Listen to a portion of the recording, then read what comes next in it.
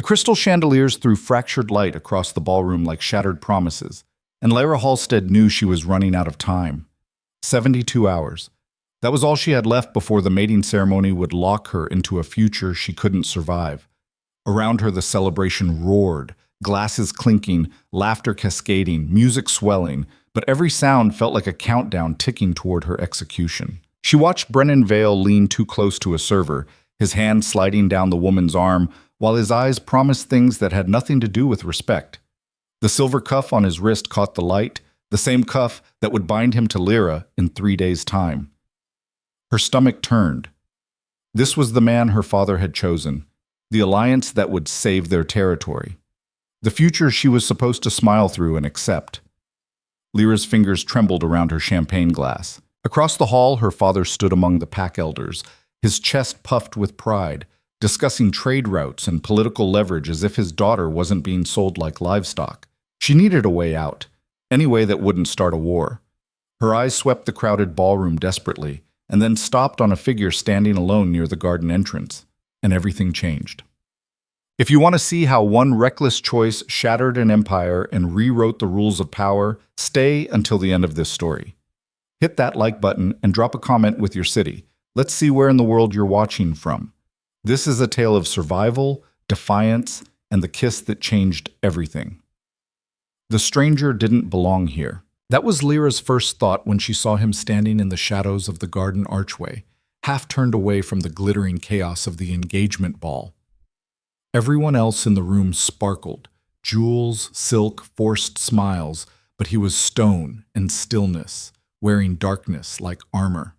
Tall, broad-shouldered, silent, and watching. Not the crowd, not the spectacle. Just watching, in that way predators do when they're deciding whether something is worth their attention. Lyra's heart hammered against her ribs.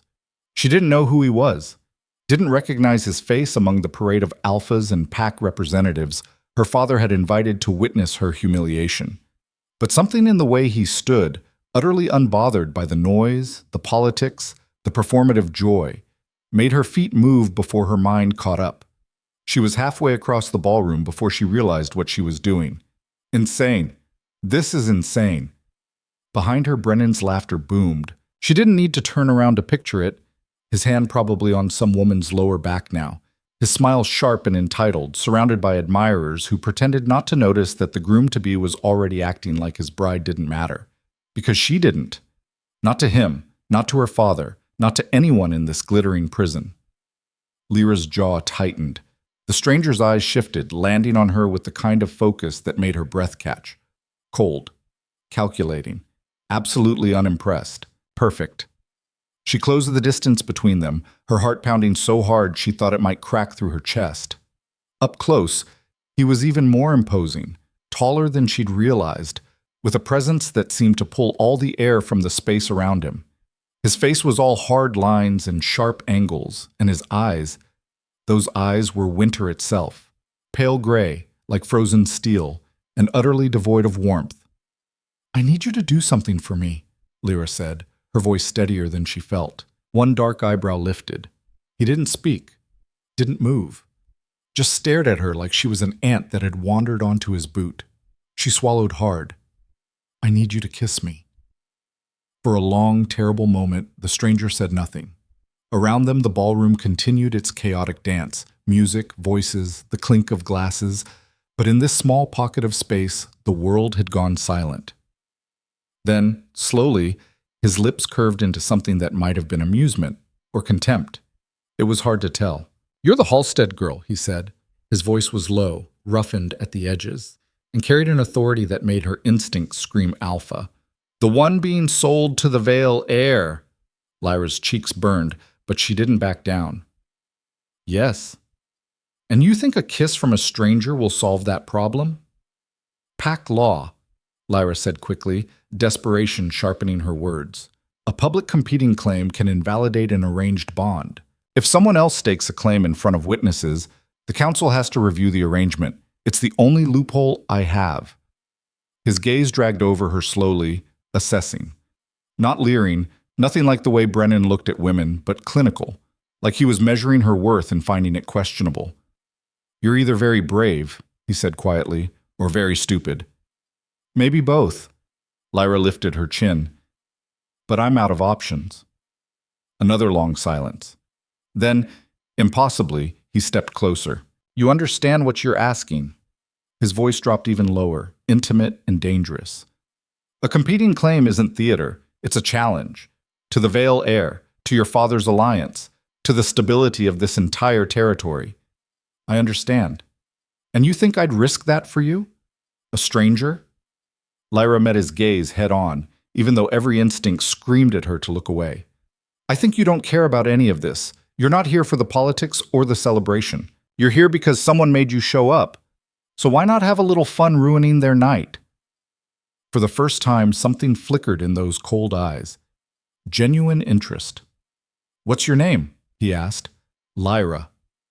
Lyra, he repeated, testing the shape of it. Then quietly, do you have any idea who I am? She shook her head. His smile sharpened, wolf teeth hidden behind human lips. You will. And then he kissed her. Sint. The world didn't explode immediately. For one perfect, impossible second, there was only the shocking warmth of his mouth against hers, the solid strength of his hand at the small of her back, the way her entire body seemed to light up with a current she didn't understand. Then the music stopped.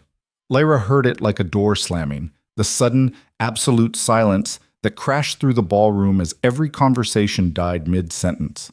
The stranger pulled back just enough to meet her eyes. Ready? She didn't get a chance to answer. What the hell is this? Brennan's roar cut through the silence like a blade. Lyra turned, her stomach dropping, to see him shoving through the crowd with murder in his eyes. Behind him, her father stood frozen, his face a mask of horror. The stranger's hand stayed steady at her back, grounding her. I invoke the law of competing claim, Lyra said, and her voice carried across the silent ballroom with a clarity that surprised even her. Before these witnesses, I declare my bond to Brennan Vale contested. Gasps rippled through the crowd. Her father's face went from white to crimson. You can't, Brennan sputtered, his hands clenched into fists.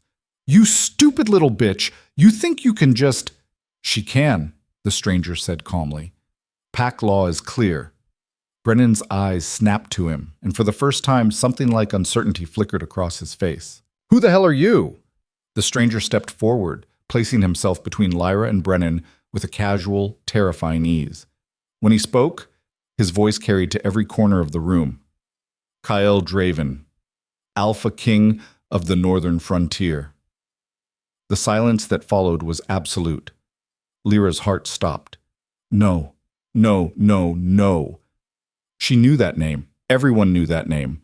Kyle Draven, the wolf who'd unified the Northern Territories through sheer, brutal force. The Alpha, whose court was a battlefield, whose laws were written in blood, whose reputation made seasoned warriors flinch, the most dangerous man in the territories.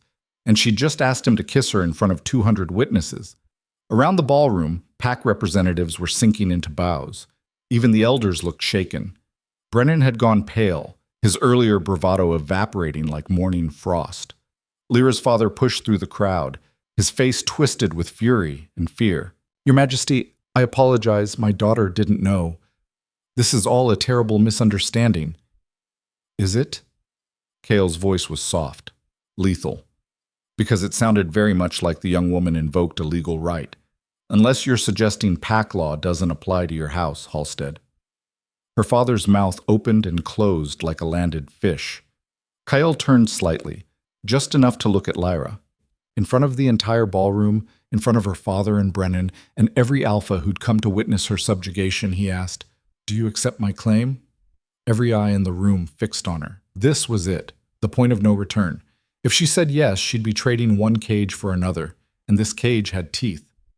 Kyle Draven didn't make alliances for kindness. He didn't protect the weak out of charity. But when Lyra looked at Brennan, at the rage and entitlement burning in his eyes, at the future of being touched and dismissed and slowly erased, she looked back at Kyle, at those cold, merciless eyes that somehow, impossibly, held a question instead of a command. Yes, Lyra said, I accept. The ballroom erupted. What followed was chaos. Brennan lunged forward, only to be stopped by three of his own pack guards who suddenly seemed very aware that attacking the Alpha King in public was suicide. Her father started shouting about legal recourse, about treaties, about the disrespect to the Vale Alliance. Through it all, Kael stood perfectly still, one hand resting lightly on Lyra's shoulder. A claim, a promise, a warning. "The tribunal will review this matter within the week," he said, his voice cutting through the noise like a knife. "Until then, the girl is under my protection."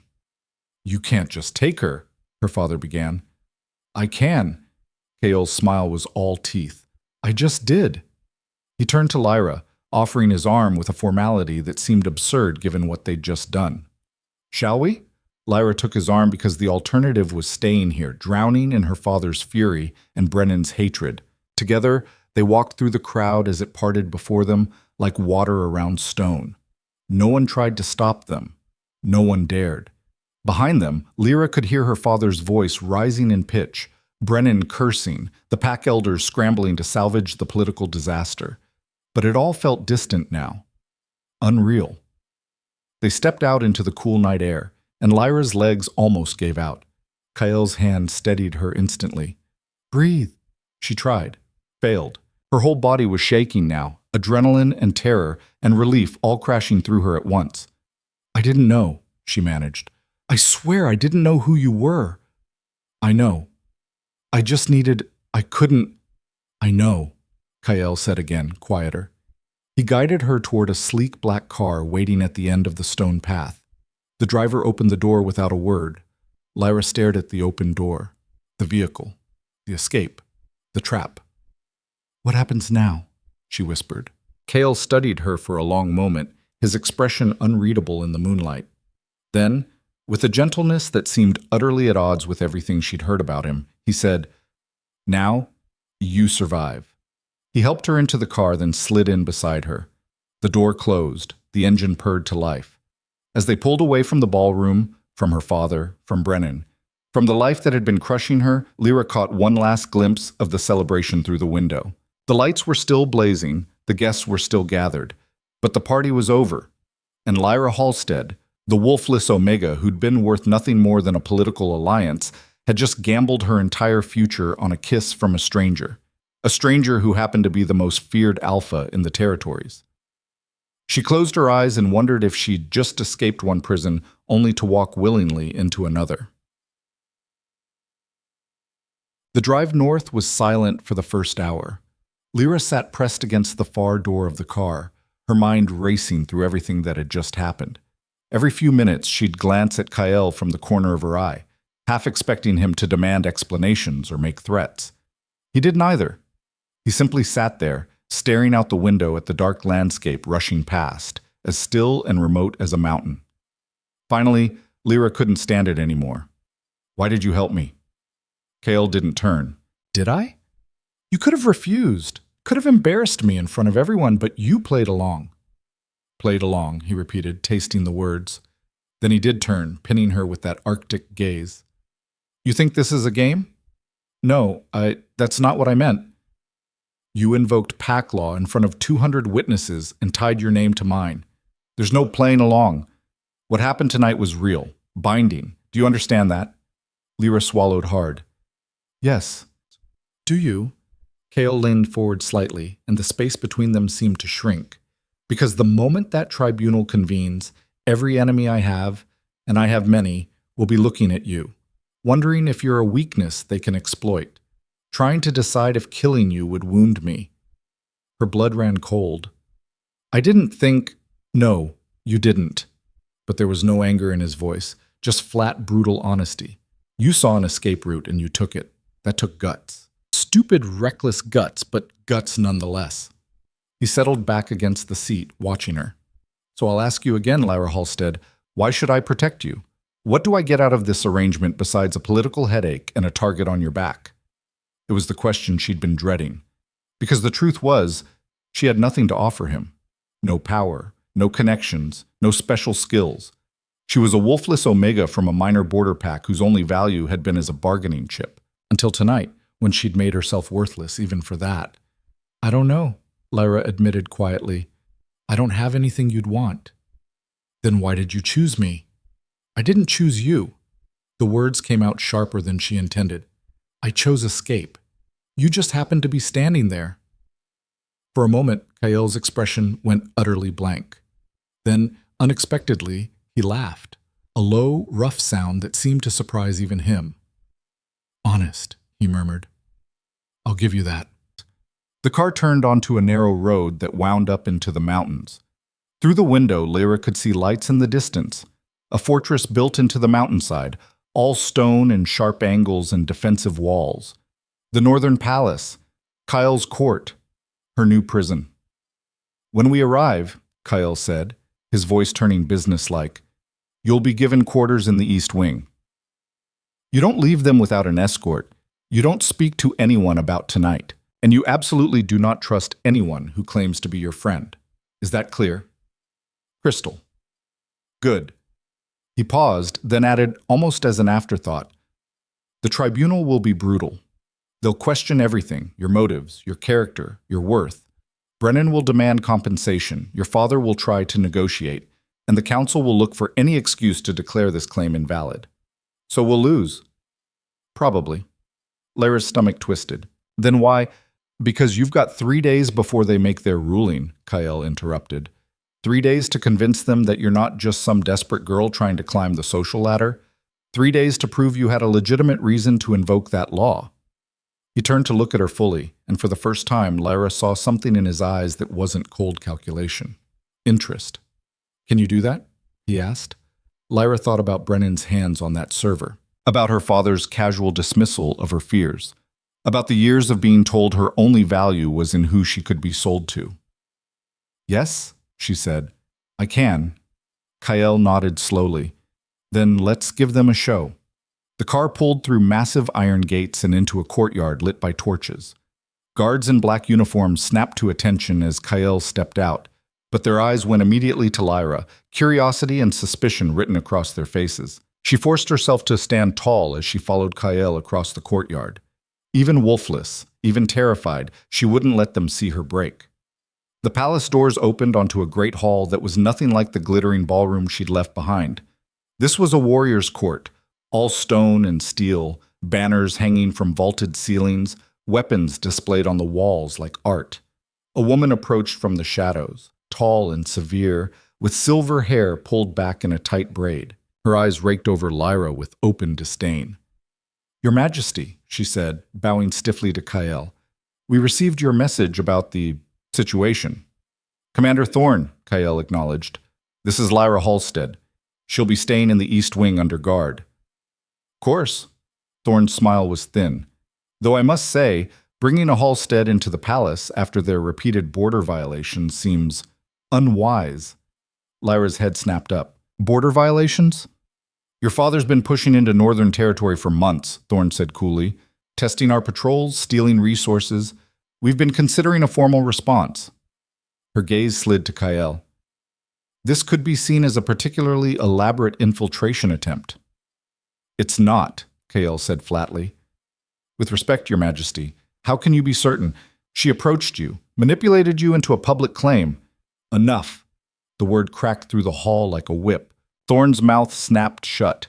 Kale's voice dropped to something quiet and lethal. I don't need you to question my judgment, Commander. I need you to follow orders. The girl stays. She's protected. Anyone who challenges that answers to me. Are we clear? Thorne's jaw tightened, but she bowed. Crystal, Your Majesty. Good. Show her to her quarters. As Thorne turned to lead Lyra away, Kale caught her wrist. His grip was gentle, but his words were steel. Trust no one, he murmured, too low for Thorne to hear. Not even me. Then he released her and disappeared into the shadows of the palace, leaving Lyra alone with a commander who looked like she'd enjoy watching her fall. The quarters were beautiful in a cold, impersonal way, stone walls softened by tapestries, a massive bed piled with furs, windows overlooking the mountain ranges that stretched endlessly to the north. A gilded cage.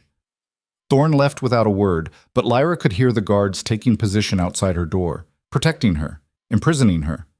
Maybe both. She sank onto the bed, her whole body finally catching up to what had happened. The kiss, the claim, the look on her father's face. I did it. I actually did it. But as the adrenaline faded, reality settled in its place like frost. She'd escaped Brennan, yes. But now she was trapped in the court of the Alpha King, surrounded by enemies, with 3 days to convince a tribunal she wasn't a manipulative climber. 3 days to justify the most impulsive decision of her life. Lyra pulled her knees to her chest, wrapping her arms around them. Outside, snow began to fall, soft white flakes against the black night, beautiful and suffocating. She'd wanted freedom. Instead, she'd traded one trap for another. But at least this trap had given her something Brennan never would have. A choice. A chance. A fighting possibility that maybe, just maybe, she could survive this. In the morning, the real battle would begin. Tonight, Lyra let herself shake. Let herself be terrified. Let herself wonder if the stranger who'd kissed her was her savior or her executioner. Then she straightened her spine, lifted her chin, and began planning for war. Because if the Alpha King's court wanted to tear her apart, they'd better be ready for a fight. She had 3 days to prove she belonged here, and Lara Halstead had never been good at losing. Lara woke to the sound of steel on steel. The clash of weapons echoed through the stone corridors, rhythmic and brutal, accompanied by shouts and the thud of bodies hitting packed earth. She lay still for a moment, disoriented by the unfamiliar room, the heavy furs, the gray morning light filtering through windows that overlooked an empire she didn't understand. Then, yesterday came flooding back, the kiss, the claim, the look on her father's face, and her stomach twisted into knots. She forced herself upright just as the door opened without warning. A young woman entered carrying a tray, her movements efficient and cold. She was maybe a few years older than Lyra, with dark hair braided in a warrior's plait and eyes that held nothing but contempt.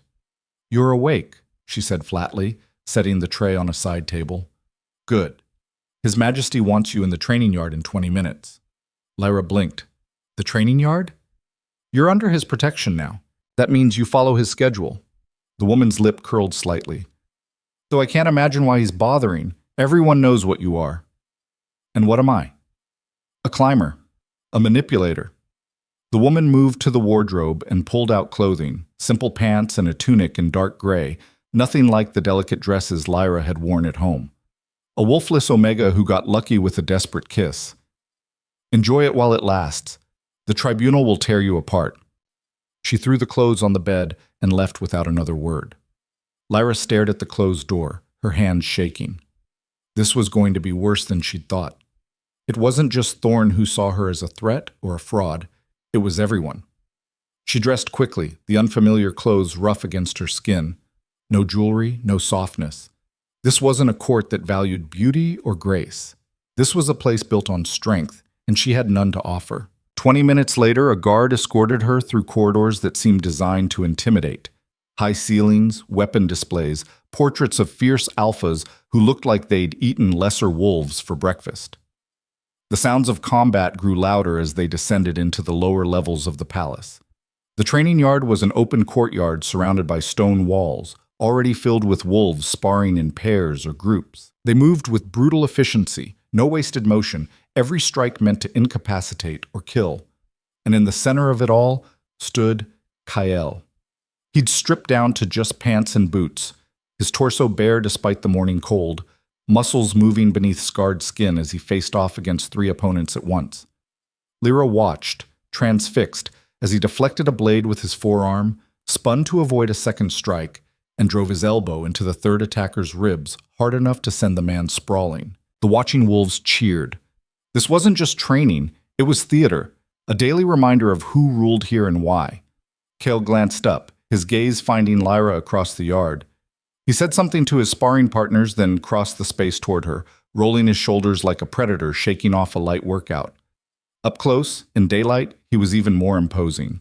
Scars crisscrossed his chest and arms, some old and silver, some newer and still pink. The body of a wolf who'd earned his throne through violence. "You're late," he said. "I came as soon as—" "Excuses won't help you in the tribunal." He circled her slowly, assessing. "They'll expect weakness. Fear. The moment you show either, you're done." Around them, the training yard had gone quiet. Every wolf was watching now, curiosity sharp in their eyes. Why am I here? Lyra asked, keeping her voice steady despite her racing heart. Because hiding in your room makes you look guilty. Kyle stopped in front of her, close enough that she had to tilt her head back to meet his eyes. And because if you're going to survive my court, you need to understand what strength looks like.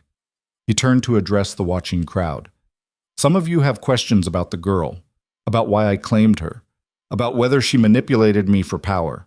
His voice carried across the yard, hard and clear. Let me be absolutely transparent.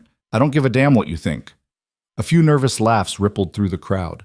But, Kyle continued, since we're all going to be dragged into this tribunal spectacle, you might as well know what you're defending. He looked at Lyra. Tell them. Her mouth went dry. Tell them what? Why you invoked the competing claim. The truth. Every eye in the yard fixed on her. Lyra could feel their judgment, their suspicion, their certainty that she was exactly what the dark-haired woman had called her. A climber who'd gotten lucky. She could lie, make it sound noble or desperate or strategic. But Kyle had asked for truth, and somehow, standing in this brutal place surrounded by warriors who valued nothing but strength, lies felt more dangerous than honesty. I was trapped, Lyra said. Her voice came out quieter than she intended, so she forced it louder. My father arranged a bond with Brennan Vale to secure a political alliance. I had no choice in it. And Brennan, she swallowed hard. Brennan is the kind of man who sees women as property, as things to use and discard. I watched him harass servers at my own engagement party while wearing the cuff that was supposed to bind him to me. She met Kyle's gaze.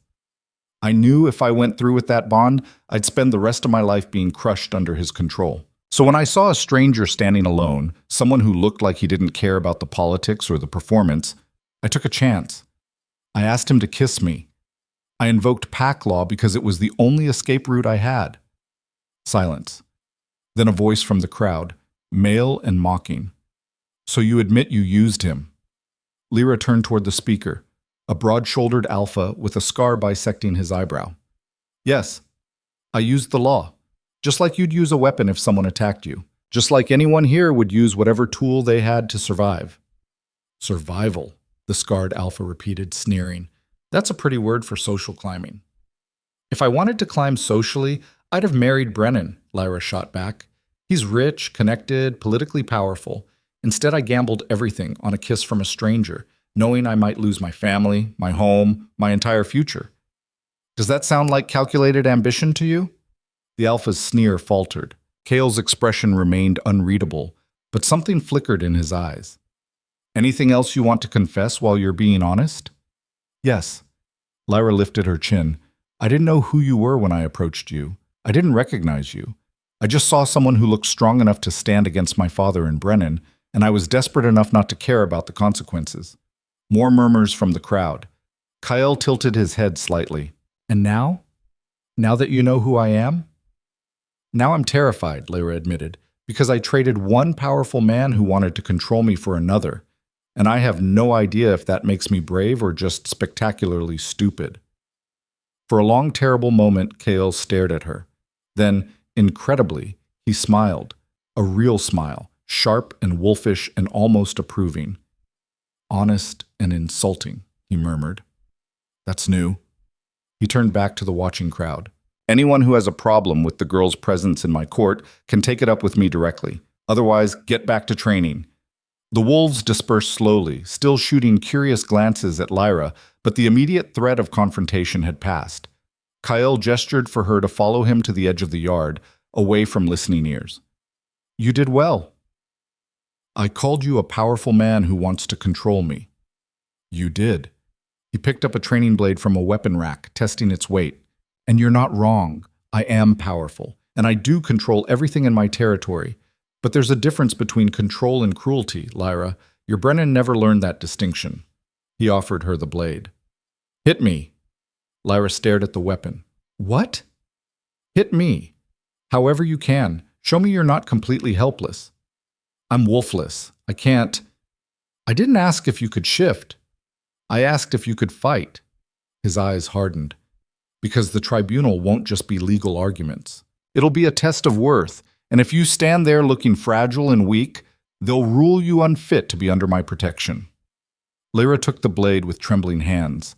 It was heavier than she expected, the balance unfamiliar. She'd never trained for combat. Her father had considered it unnecessary for a daughter meant to be married off. "I don't know how," she admitted. "Then learn fast." Kael stepped back, giving her space. "Come at me." It was absurd, ridiculous. She was holding a training blade against the Alpha King, a warrior who'd just taken down 3 opponents without breaking a sweat. But he was waiting, patient and unmovable, and the entire yard was watching again. Lyra gripped the blade and lunged. Kael sidestepped so easily it looked like he'd teleported. Lyra stumbled, barely catching herself. Again. She tried a different angle. He blocked with his forearm, the impact jarring her bones. Again. Frustration burned through her fear. Lyra attacked faster, wilder, putting all her desperation and anger into each strike. Kael deflected them all with minimal effort, but he didn't counter, didn't humiliate her, just kept giving her openings to try. "Stop telegraphing," he said calmly, blocking another swing. "Your shoulders drop before you strike. Anyone with training will see it coming." Lyra adjusted, attacked again. This time her blade actually grazed his ribs. Barely a touch, but contact nonetheless. Kael's eyebrows rose. "Better." They kept going until Lyra's arms ached and sweat soaked through her tunic. Finally, Kael caught her blade mid-swing and held it still. "Enough! You're not a warrior, but you're not completely useless either." He released the blade. "We'll work on it." "Why?" Lyra gasped, trying to catch her breath. "Why bother training me at all?" "Because 3 days from now, you're going to stand in front of a tribunal filled with alphas who think women like you exist only to be traded and controlled, and I need you to prove them wrong." He started walking toward the palace entrance, then paused and looked back. "You asked me last night why I helped you. Want to know the real answer?" Lyra nodded. "Because when you walked up to me and asked me to kiss you, you weren't begging. You were negotiating. You saw what you needed and you went after it. Consequences be damned." His smile was knife sharp. "That's the first interesting thing anyone's done in my court in years." He left her standing there, exhausted and confused and somehow more terrified than before. Because Kael Draven wasn't protecting her out of kindness or obligation. He was protecting her because she'd entertained him. And when she stopped being interesting, Lyra had no idea what would happen next. The afternoon brought a different kind of nightmare. Commander Thorne appeared at Lyra's door with 2 guards and a smile that promised nothing good. "His Majesty has requested your presence in the council chamber. Now." Lyra's stomach dropped. "Why?" "Apparently your father has arrived, along with representatives from the Vale Pack and half the Border Territory Council." Thorne's smile sharpened. "They're demanding an immediate hearing." The council chamber was a cavernous room with a vaulted ceiling and windows that let in harsh northern light. A massive table dominated the center, surrounded by high-backed chairs currently occupied by the most intimidating collection of alphas Lyra had ever seen. And at the far end, looking murderous, sat her father. Beside him, Brennan Vale lounged with artificial casualness, but his eyes tracked Lyra like a predator marking prey. Kael sat at the head of the table, perfectly composed, his earlier warmth from the training yard replaced by the cold authority of a king. "Ah, Miss Halstead," said an elderly alpha Lyra didn't recognize. "How kind of you to join us. I am Councilman Garrett, presiding over this preliminary inquiry." Preliminary. That meant this wasn't even the real tribunal yet. Lyra forced herself to walk steadily to the empty chair that had been left for her, directly across from her father. She could feel his rage radiating across the table like heat. "Let's begin," Garrett said. "Mr. Halstead, you've filed a formal complaint against His Majesty regarding the events of last night. Please state your grievance." Her father stood, his face tight with barely controlled fury. "My daughter was stolen from her lawful engagement ceremony by the Alpha King through coercion and manipulation. The competing claim was invalid. She's wolfless, barely of age, and was clearly acting under duress." "Interesting interpretation," Kael said mildly, "given that she invoked the law of her own free will in front of 200 witnesses." "She's a child," her father snapped. "She doesn't understand the political ramifications." "I'm 22, Lyra cut in quietly. "That's legal claiming age in every territory." Her father's glare could have melted steel. You will not speak unless addressed, Lyra.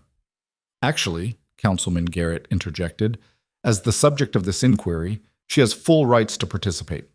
Please continue, Miss Halstead. Lyra's hands were shaking under the table, but she kept her voice level. I invoked pack law knowingly and willingly. No one coerced me. I made a choice. A choice to humiliate your family, her father spat.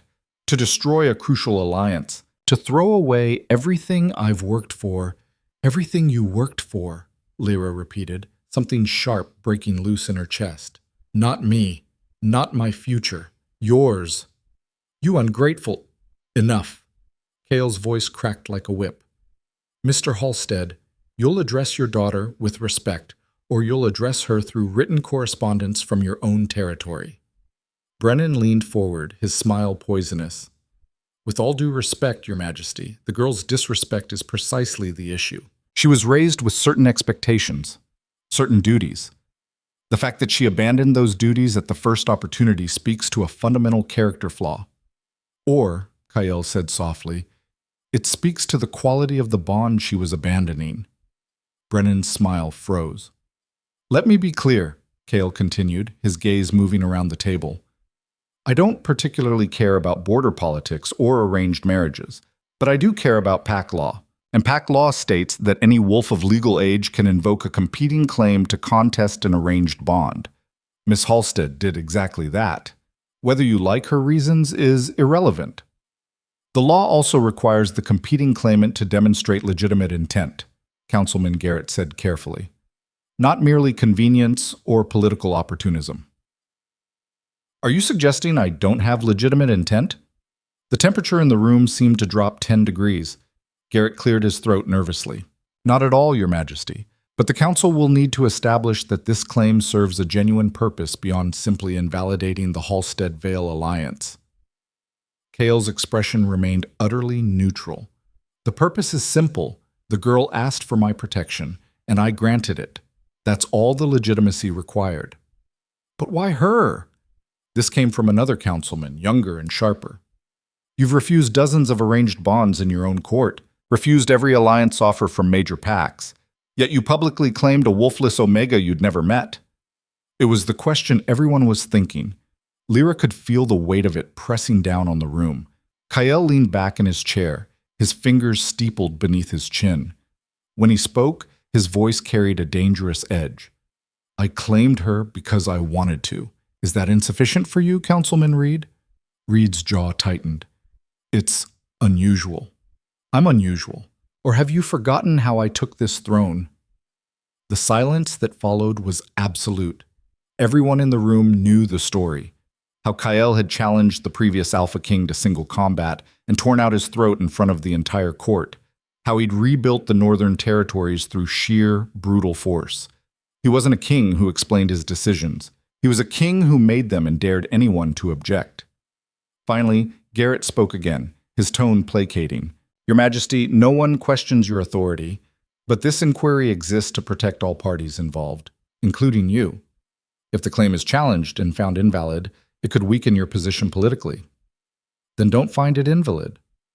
It's not that simple. It is exactly that simple. Kyle stood, and everyone else immediately rose as well. The tribunal is in 3 days. Until then, Miss Halstead remains under my protection. Anyone who has a problem with that is welcome to challenge me directly. His eyes swept the room, landing on each council member in turn. No one spoke. Excellent. This inquiry is over. Garrett looked like he wanted to argue, but one glance at Cale's face convinced him otherwise. Very well. The formal tribunal will convene in 3 days as scheduled. As people began filing out, Lyra's father grabbed her arm, his grip bruising. You're coming home. Right now. No, she's not. Cale appeared beside them so fast Lyra didn't see him move. His hand closed over her father's wrist, not aggressive, but utterly immovable. Release her. She's my daughter. She's under my protection, which means the next time you touch her without permission, I'll break your hand. Cale's voice was pleasant. His eyes were arctic. Are we clear, Mr. Halstead? Her father released her arm, his face mottled with rage. This isn't over. No, Kyle agreed. It's not. Brennan stepped forward, and Lyra instinctively moved closer to Kyle. The Vale heir noticed, and his smile turned cruel. "You think he's better than me?" Brennan asked softly. "You think the Alpha King gives a damn about you beyond the political game you've become?" "I think he hasn't harassed anyone in front of me," Lyra shot back. "That's already an improvement." Brennan's expression darkened. "You're making a mistake, Lyra. When the tribunal finds this claim invalid, and they will, you'll have nothing. No bond, no family, no protection. And I promise you, there won't be a second escape." "Threatening her in my palace," Kyle observed, his voice cold. "Bold strategy. Not a threat, a promise." Brennan's eyes never left Lyra's. "See you at the tribunal, sweetheart." He and her father left together, their guards trailing behind. Lyra's legs finally gave out. She would have hit the floor if Kyle hadn't caught her, his hand steady on her shoulders. "Breathe," he commanded. She tried, failed. The room was spinning, her father's rage and Brennan's threats, and the weight of the council's scrutiny all crashing over her at once. "I can't do this," she whispered. "I can't stand in front of them again. They're going to tear me apart." "Yes," Kyle said bluntly. "They are." Lyra looked up at him, betrayed. "But," he continued, his grip tightening, "only if you let them. Right now you're reacting, defending, playing their game by their rules." His eyes locked onto hers, intense and unwavering. "Stop defending. Start attacking." "I don't understand. They expect you to be weak, apologetic, grateful for whatever scraps of dignity they allow you." Kale's smile was sharp. "Prove them wrong. Show them you're not some helpless omega who needs to be rescued. Show them you're a wolf who knows exactly what she wants and isn't afraid to take it." "But I don't have, you have 3 days." He released her and stepped back. "Use them." Then he was gone, leaving Lyra alone in the council chamber with her racing heart and the terrible knowledge that in 72 hours she'd face a tribunal designed to destroy her. And the only person who could save her was herself. Mot. That night Lyra couldn't sleep. She lay in the massive bed, staring at the ceiling, replaying every word from the inquiry. Her father's rage, Brennan's threats, the council's skepticism. Show them you're not weak. Easy for Kyle to say. He was the Alpha King. He'd earned his power through violence and victory. What did she have? No wolf, no training, no political connections, just desperation and one reckless kiss. A soft knock interrupted her spiraling thoughts. "Come in," Lyra called, expecting a servant. Instead, Commander Thorne entered, carrying a bottle of dark liquid and 2 glasses. Lyra sat up slowly. "Commander? I thought you might need this." Thorne set the bottle on the bedside table, whiskey, from the smell. The first tribunal is always brutal, especially for outsiders. It wasn't kindness in her voice, just pragmatism. Thorne poured 2 glasses and handed one to Lyra. "You surprised me today. By surviving? By fighting back." Thorne took a drink. "Most people fold when Garrett starts his interrogation. You held your ground." Lyra sipped the whiskey and nearly choked. It burned like liquid fire. "I don't feel like I held anything." "That's because you're still thinking like a victim." Thorne settled into a chair by the window, her posture relaxed but her eyes sharp. "You want some advice? Do I have a choice?" "Stop waiting for Kyle to save you. He won't." The words hit like a physical blow. Lyra set down her glass carefully. He claimed you because it amused him, because you were interesting." Thorne's gaze was steady, unflinching. "But interest fades, and when it does, you'll be on your own in a court that already hates you. Then why are you here, if you hate me too?" "I don't hate you." Thorne tilted her head, considering. "I think you're either incredibly brave or incredibly stupid. Maybe both.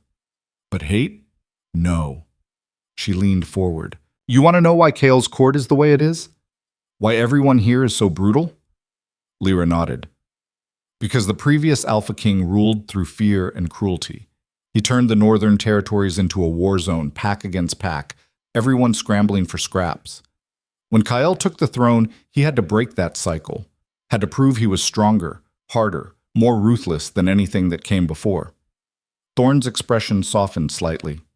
It worked, but it also created a court where weakness is death, where compassion is seen as vulnerability, where someone like you, wolfless from a minor pack with no combat skills, is automatically assumed to be worthless. So what do I do? Prove you're not worthless. Thorne stood, moving to the window. You've got 3 days before the tribunal. Stop hiding in this room. Stop waiting for permission to exist. Make them see you. How? That's your problem to solve. Thorne finished her whiskey and headed for the door. Then she paused. But if you're serious about surviving here, stop looking for a savior. Become dangerous yourself. The door closed softly behind her. Lyra sat in the darkness, Thorne's words echoing in her head. Become dangerous.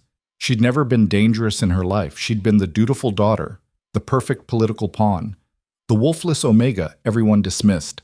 But maybe that was the problem. Maybe it was time to stop being what everyone expected. Lyra stood and moved to the window, looking out over the frost-covered training yard. Even this late, she could see wolves running drills, their breath misting in the cold air. 3 days, 72 hours to transform from victim to survivor. It should have been impossible. But then again, kissing a stranger to escape an arranged marriage should have been impossible too. And she'd done that. Lyra pressed her hand against the cold glass, feeling the bite of winter against her palm. If they wanted her to prove she belonged in this brutal court, fine. She'd prove it, but not by becoming like them.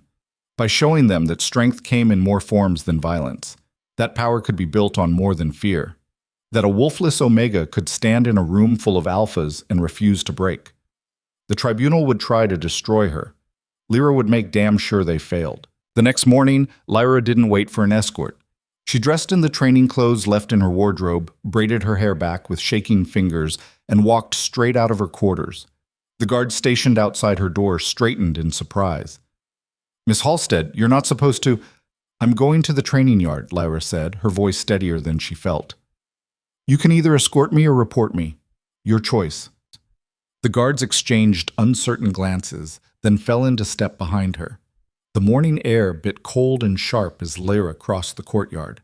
The training yard was already busy, wolves drilling in formation, their movements precise and lethal. Conversations died as she entered, dozens of eyes tracking her progress. She ignored them all and headed straight for the weapon racks. "Looking for something?" The scarred alpha from yesterday materialized beside her, arms crossed. Up close, he was even more intimidating, easily 6'5", built like a mountain, with eyes that assessed her like she was prey. "A training partner," Lyra said. His laugh was harsh. "You're joking." "Do I look like I'm joking?" The alpha's amusement faded, replaced by something calculating. "You can barely hold a blade. What makes you think anyone here would waste their time?" "Because I asked." Lyra met his gaze directly. "And because everyone in this court keeps telling me I'm weak. I'd like to prove them right or wrong." Silence rippled outward from their conversation. More wolves were gathering now, drawn by the spectacle. The scarred alpha studied her for a long moment. "Name's Darius. I run combat training. Lyra, I know who you are." He grabbed a training blade and tossed it to her. She caught it awkwardly. "You want to train? Fine. But I don't go easy and I don't coddle. You tap out when you can't take anymore, understand?" "Understood." What followed was brutal. Darius came at her with controlled aggression, each strike designed to test her limits. Lyra blocked what she could and took hits when she couldn't. Shoulders, ribs, thighs. Pain bloomed across her body, but she refused to stop, refused to tap out. "Your stance is garbage," Darius said, circling her. "Weight forward, knees bent. Stop standing like a frightened deer." Lyra adjusted, attacked, got slammed to the ground for her trouble. Again, she dragged herself up, attacked, blocked his counter this time, barely. "Better? Again." They went for an hour. By the end, Lyra could barely lift her arms, and her entire body screamed in protest. But she'd landed 3 solid hits, and the watching crowd had grown from curious to genuinely interested. Darius lowered his blade. "Not terrible. For a beginner." "That's the nicest thing anyone said to me here," Lyra gasped, hands on her knees. "Don't get used to it." But there was something like respect in his eyes. "You've got guts. No skill, but guts." He raised his voice to address the crowd. Anyone else want to test the new girl? Several hands went up. Lyra spent the rest of the morning getting systematically destroyed by wolves who were faster, stronger, and infinitely more experienced. But she didn't quit, didn't hide. And slowly, grudgingly, the contempt in the watching eyes began to shift into something else. Not approval, not yet, but acknowledgement. She was still standing. When Darius finally called a halt, Lyra was bleeding from a split lip and bruised everywhere. But she was also smiling. Tomorrow, Darius said. Same time. Don't be late. It wasn't kindness, but it was a door opening. Lyra took it. She was limping back to her quarters when a servant intercepted her, a young man with nervous energy and darting eyes. Miss Halstead, Commander Thorne requests your presence in the East Archive, immediately. The archive turned out to be a dusty, book-lined room deep in the palace, filled with centuries of territorial records and legal documents. Thorne stood at a massive table covered in papers, her expression grim. You asked how to survive the tribunal, Thorne said without preamble. I found something. Lyra moved closer, wincing at her bruised ribs. What? The law of competing claims has an interesting clause. Thorne tapped a leather-bound volume. If the original bond was formed under false pretenses or coercion, the competing claim automatically supersedes it. No tribunal necessary. Hope flared in Lyra's chest. Brennan coerced me, not you. Him. Thorne pulled out another document, this one newer. I've been digging into the Vale Pact's recent activities. Brennan's father has been negotiating with your father for over a year, but here's what's interesting. The final terms weren't agreed until 3 months ago, right after your father's territory started having financial problems. Lyra frowned. What kind of problems? The kind that require an immediate influx of capital, the kind the Vale Pact conveniently offered in exchange for a marriage alliance. Thorne's eyes glinted.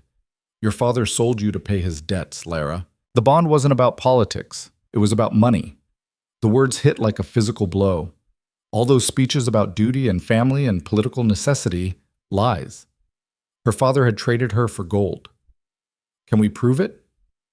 Maybe, but we'd need access to your father's financial records, and he's not going to hand those over willingly.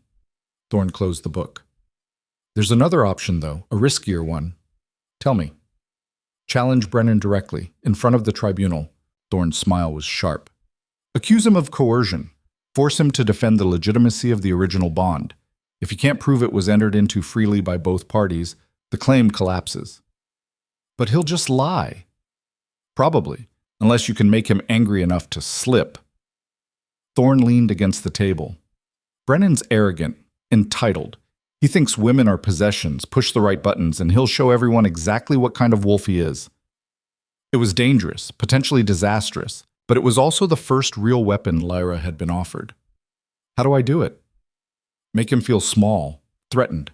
Question his honor, his strength, his worth as an alpha. Thorne's gaze turned calculating. And do it publicly, where he can't hide behind political niceties. The tribunal, Thorne confirmed. You've got 2 days to prepare. Learn your rights under pact law.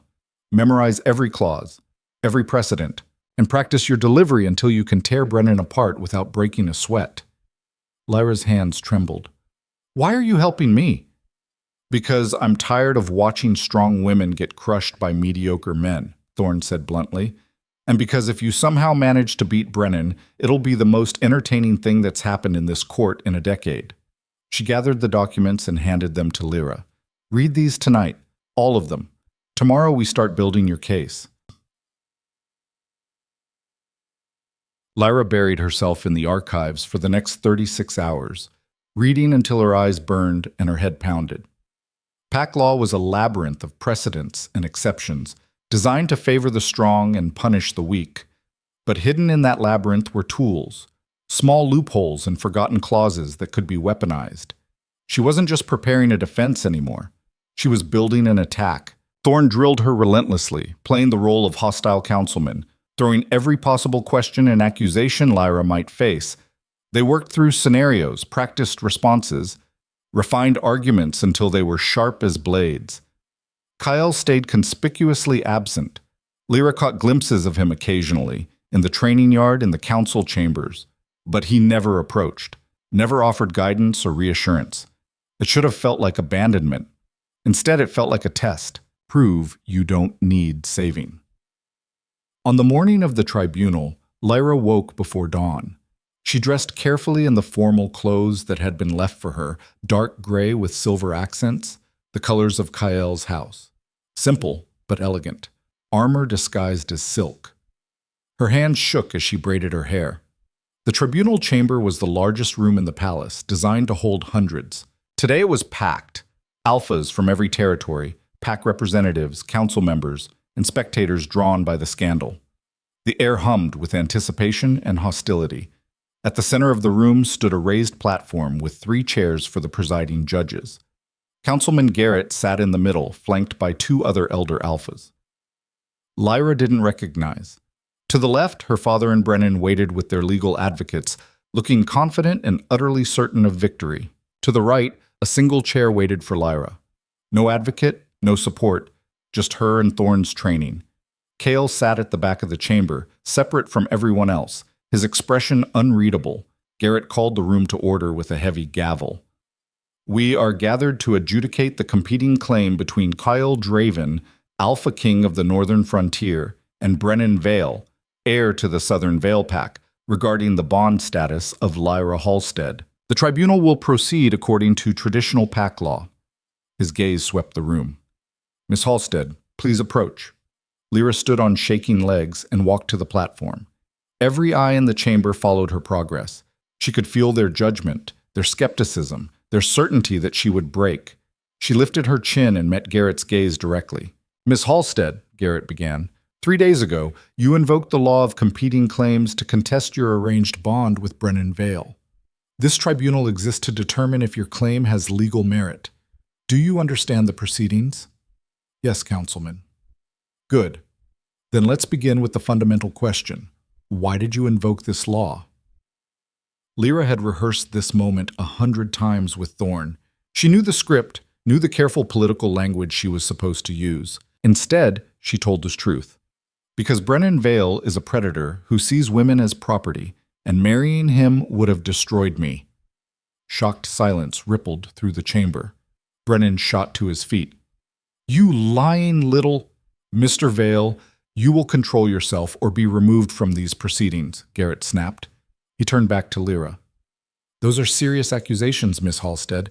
Can you substantiate them? Yes. Lyra's voice didn't waver. At my engagement party, I watched Brennan harass multiple female servants while wearing the silver cuff that marked him as my future mate. He touched them without permission, made inappropriate comments, and treated them like they existed for his entertainment. That's a lie, Brennan snarled. I was socializing. You had your hand on a server's waist while whispering in her ear, Lyra said coldly. I saw you corner another woman near the garden exit, and when confronted, you laughed, because you knew no one would stop you, because the bond gave you ownership over me, and you were already exercising it. Murmurs spread through the crowd, some disapproving, others calculating. Garrett's expression remained neutral. Mr. Vale, how do you respond? Brennan's lawyer stood quickly. My client denies these allegations. Miss Halstead is clearly fabricating stories to justify her impulsive decision. I'm not finished. Lyra's voice cut through the chamber like a blade. Garrett's eyebrows rose. You have more evidence? I have questions.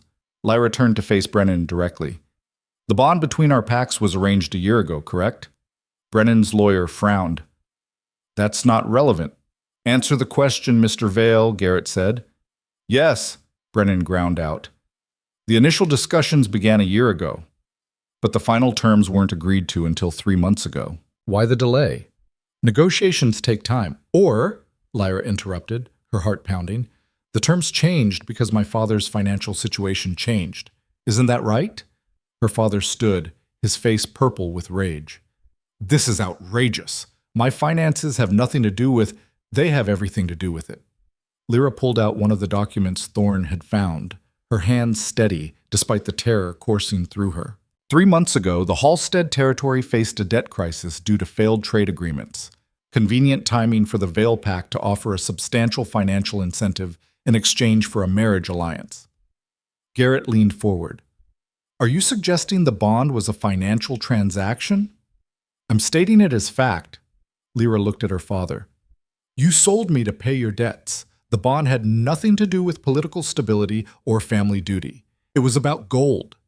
The chamber erupted. Her father was shouting denials. Brennan's lawyer was demanding proof, and the crowd had dissolved into chaos. Garrett's gavel cracked like thunder. Order! The noise subsided reluctantly.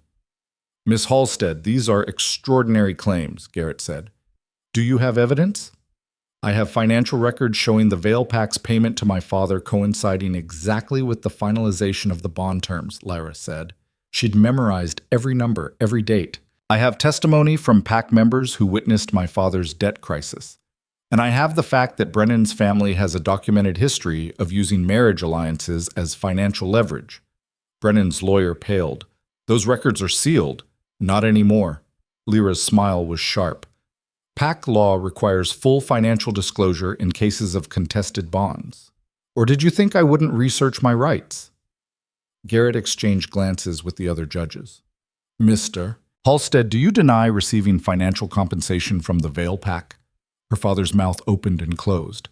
The alliance included standard political considerations. Standard considerations don't usually involve transferring half a territory's worth of gold, Lyra said. That's not politics. That's a sale. And selling your daughter violates the foundational principle of PAC law. Bonds must be entered into freely by both parties. The silence that followed was absolute. Then Brennan exploded. You think you're clever? He shoved past his lawyer, stalking toward the platform. You think finding some legal loophole makes you special? You're nothing, Lyra. A wolfless omega with delusions of importance. Without your father's name, you're worthless. Mr. Vale, return to your seat, Garrett began. No. Brennan's eyes were wild now, his control fracturing. I'm tired of pretending this is about law. It's about power, and she doesn't have any. She's a weak little nothing who got lucky with a desperate kiss. He whirled to face Kael, who still sat motionless at the back of the chamber. And you? You're protecting her why? Entertainment? Pity? You think she'll warm your bed out of gratitude? The temperature dropped 20 degrees. Kael stood slowly, and every wolf in the room suddenly remembered exactly who they were dealing with. Careful, Vale, Kael said softly. You're about to cross a line you can't uncross. What line? Brennan laughed, high and unhinged. The one where I point out you claimed a worthless omega to spite her father? Everyone knows this isn't about her. It's about you flexing your power. Well, congratulations. You've made your point. Now give her back so we can end this farce. Give her back, Kael repeated, his voice deadly calm. Like she's property. She is property. That's what bonds are. Transfers of property from one pact to another. The only difference is you're too arrogant to admit it. Garrett's gavel cracked desperately. Mr. Vale, you will control... Why? Brennan spun back to the judges. Why are we pretending? She's wolfless. She has no value beyond what pact she marries into. Her father understood that. I understood that. The only person who seems confused is the Alpha King, and frankly, I'm starting to question his judgment. The chamber went silent as a tomb. No one questioned the Alpha King's judgment, not publicly, not unless they wanted to die. Kael moved down the aisle with the fluid grace of an apex predator. Wolves scrambled out of his path. You want to question my judgment? Kael's voice was soft, intimate, terrifying. Let's test it. He stopped directly in front of Brennan, and despite the height difference, there was no question who held the power. You see a wolfless omega, Kael said. I see a woman who walked up to a stranger and demanded freedom, who invoked pact law in front of 200 witnesses knowing it might destroy her family, who spent the last 3 days training until her hands bled and studying law until she could argue circles around your expensive lawyer.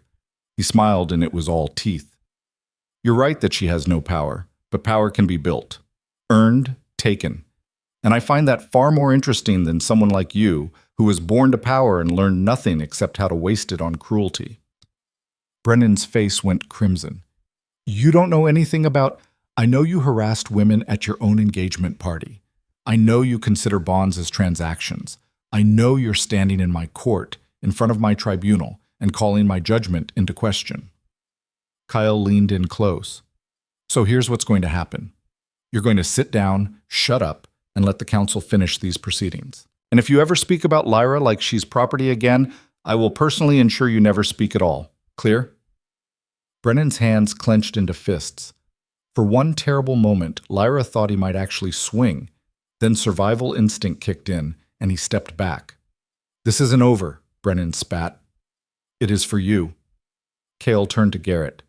I believe Miss Halstead has presented sufficient evidence that her original bond was entered into under financial coercion. Pack law is clear on this matter. Garrett looked torn between relief and terror. The council will need to deliberate, then deliberate quickly. Cale's tone made it clear it wasn't a suggestion. He walked back to his seat, leaving Brennan standing alone in the center of the chamber, humiliated and impotent. The judges huddled together, voices low and urgent. The crowd whispered and speculated. Lyra stood frozen on the platform, her entire body shaking with adrenaline. She'd done it. She'd challenged Brennan publicly, exposed her father's deception, and forced the tribunal to actually examine the law instead of rubber stamping the powerful. But at what cost? Her father wouldn't forgive this. Brennan would make her pay if he ever got the chance, and the entire territory would know she'd destroyed her own family for freedom. The judges broke apart. Garrett stood, his expression grave. After reviewing the evidence presented, this council finds that the original bond between Lyra Halstead and Brennan Vale was entered into under financial coercion and therefore lacks the voluntary consent required by pack law. Gasps and murmurs filled the chamber. The competing claim by Alpha King Cale Draven is deemed legally valid. The Halstead Vale bond is dissolved, effective immediately. Relief and terror crashed through Lyra in equal measure. However, Garrett continued, and the relief evaporated. The council recognizes that this dissolution has caused significant financial harm to both the Halstead and Vale packs. As such, compensation must be paid. No, no, no, no. The sum of 50,000 gold marks will be paid by the Halstead pack to the Vale pack within 60 days, Garrett announced. Additionally, Alpha King Draven will pay 20,000 gold marks to the Halstead pack as recompense for the disruption of their political alliance. Her father's territory didn't have 50,000 marks.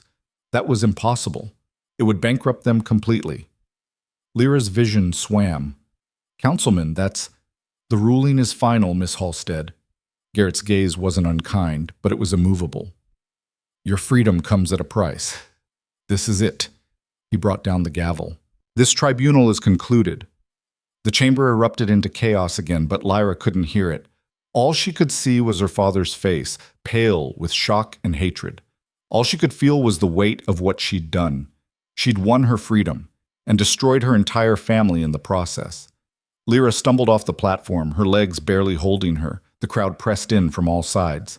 Some curious, some hostile, all talking at once. Then a strong hand caught her elbow, steering her through the chaos.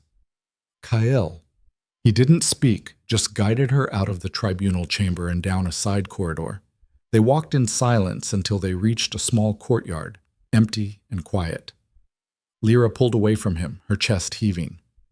50,000 marks. They'll never recover from that. Probably not, Kyle said. I just bankrupted my own family. You freed yourself from a cage. At what cost? Lyra whirled on him. My father will lose everything. The territory will collapse. People will suffer because I wanted to escape an arranged marriage. Stop! Kyle's voice cut through her spiraling panic. Your father made his choices. He sold you to cover his debts. He put his own financial interests above your well-being. That's on him, not you. But I knew, Lyra's voice broke. I knew exposing the money would destroy him, and I did it anyway. Yes, you did. Kyle stepped closer, his gaze intense. Because you chose yourself for the first time in your life. That's not selfishness, Lyra. That's survival. Tears burned in her eyes. She refused to let them fall. You asked me once why I helped you, Kyle said quietly. This is why. Because you're willing to make the hard choices. To stand in front of a tribunal full of wolves who wanted to crush you and fight back anyway. He reached out, tilting her chin up so she had to meet his eyes. You won today. Don't apologize for it. I don't feel like I won. You will. His thumb brushed across her cheek, a gesture so unexpectedly gentle that Lyra's breath caught. Give it time. Before she could respond, shouting erupted from the direction of the tribunal chamber. Kael's hand dropped from her face, his expression hardening. Stay here. He disappeared back into the corridor. Lyra stood alone in the courtyard, her heart still racing, trying to process what had just happened. The tribunal was over. The bond was broken. She was free. So why did she feel like she'd just started a war? The shouting grew louder. Angry voices, the clash of steel, someone screaming for guards. Then an explosion of sound and heat as something detonated inside the palace. The ground shook, windows shattered, and through the smoke and chaos, Lyra heard a voice she knew too well. Her father. If my family burns, girl, you burn with it. Lyra ran toward the sound, her blood ice cold, and found the palace courtyard engulfed in flames. The flames roared upward in twisted columns, turning the courtyard into an inferno.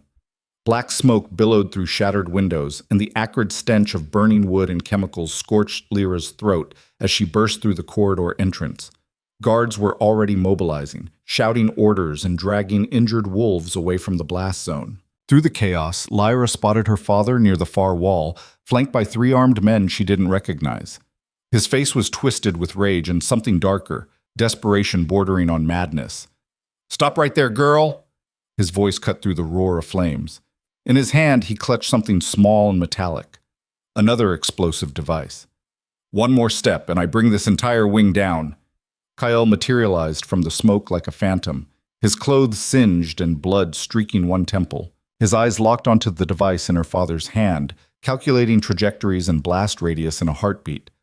Halstead, put it down, Kael commanded, his voice deadly calm despite the inferno raging around them. This accomplishes nothing. Nothing. Her father laughed, wild and broken. She destroyed everything. 20 years of building alliances, maintaining territory, keeping our pack alive, gone because my ungrateful daughter decided she was too good for her duty. You sold her, Lyra said, stepping forward despite Kael's warning hand. Smoke stung her eyes, but she didn't blink. You traded me like livestock to cover debts you created. I did what was necessary for our survival. Her father's hand trembled around the device. You think pack leadership is about feelings? About personal choice? It's about sacrifice. About putting the good of many above the comfort of one. Then sacrifice yourself, Lyra shot back. One person's pain is acceptable for the pack's survival. Volunteer. Don't sell your daughter to a predator and call it duty.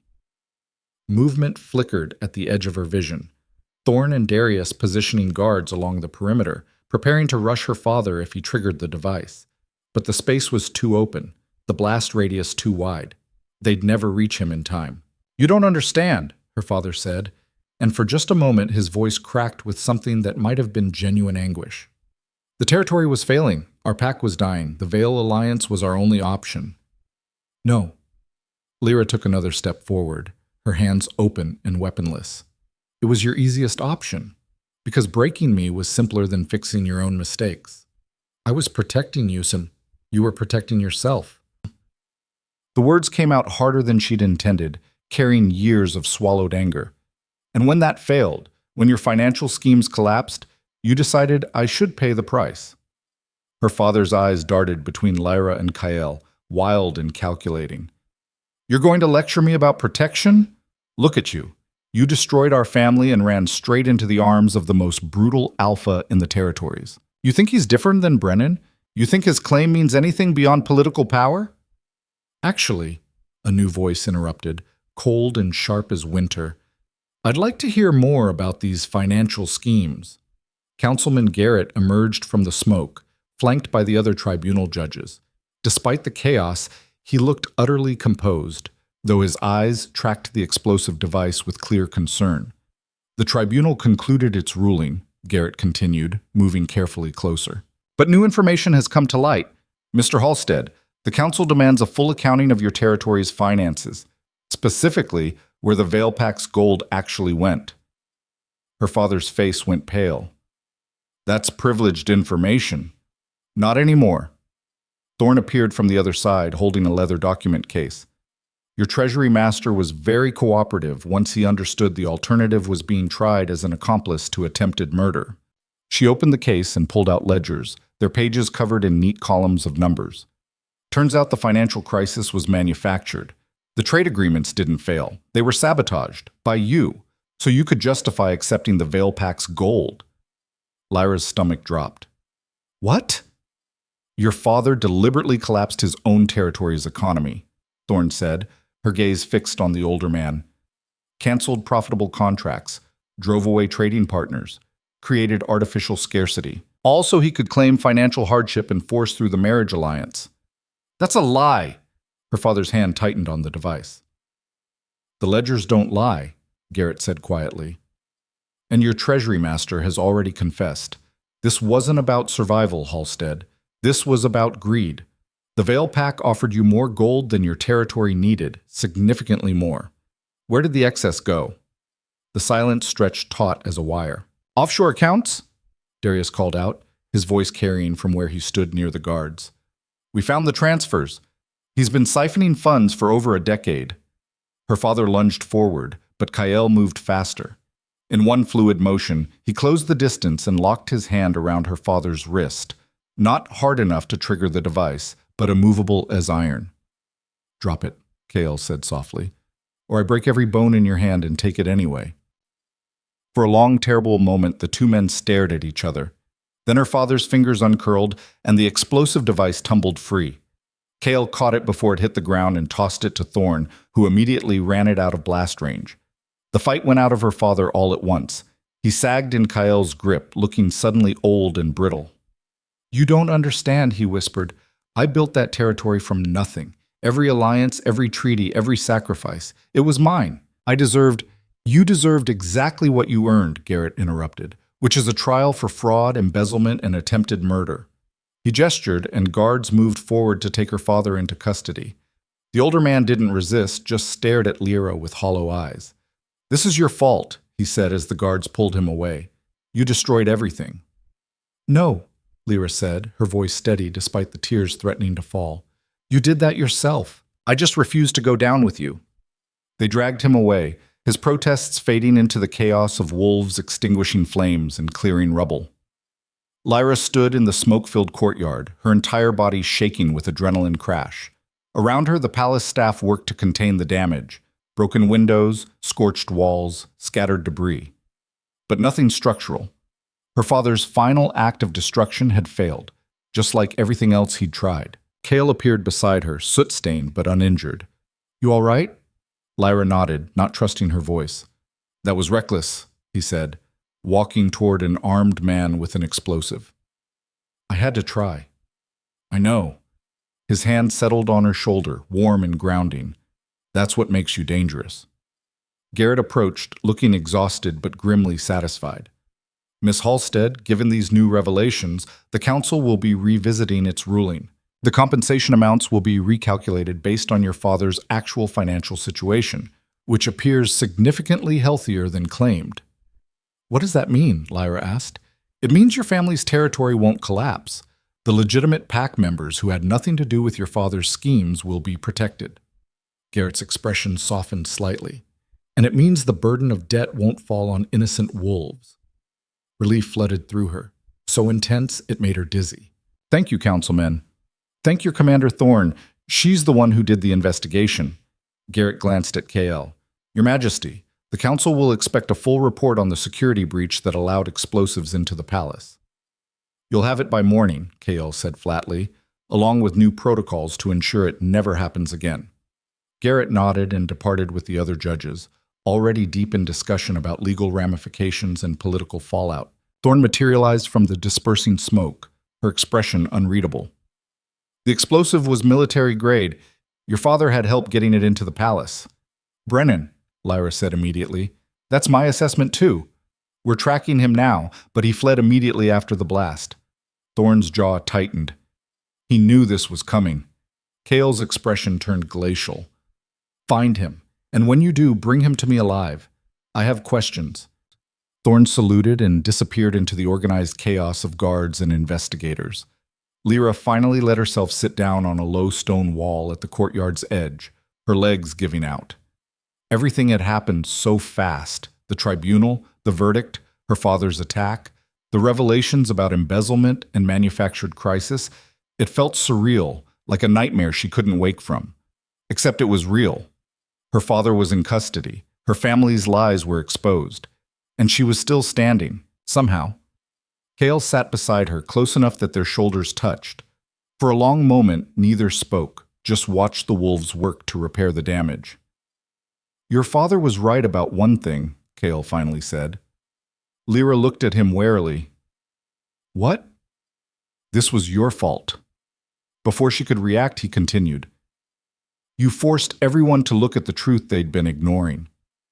You refused to accept a system built on selling women like commodities. You broke the pattern that's been repeating for generations." He met her gaze. "That takes a kind of courage most wolves don't have, including me." "You challenged the previous Alpha King to single combat," Lyra pointed out. "That's courage." "That's violence. It's not the same thing." Cale's expression turned thoughtful. "Violence is easy when you're strong enough. What you did, standing in front of a tribunal weaponless and dismantling their entire justification for arranged bonds, that's harder and more dangerous in the long run." "Dangerous how?" "Because now every Omega in the territories knows it's possible to fight back. Every arranged bond will be questioned. Every father who tries to sell his daughter will face resistance." His smile was sharp. "You didn't just free yourself, Lyra. You opened a door for everyone behind you." The weight of that settled over her, terrifying and exhilarating in equal measure. "What happens now?"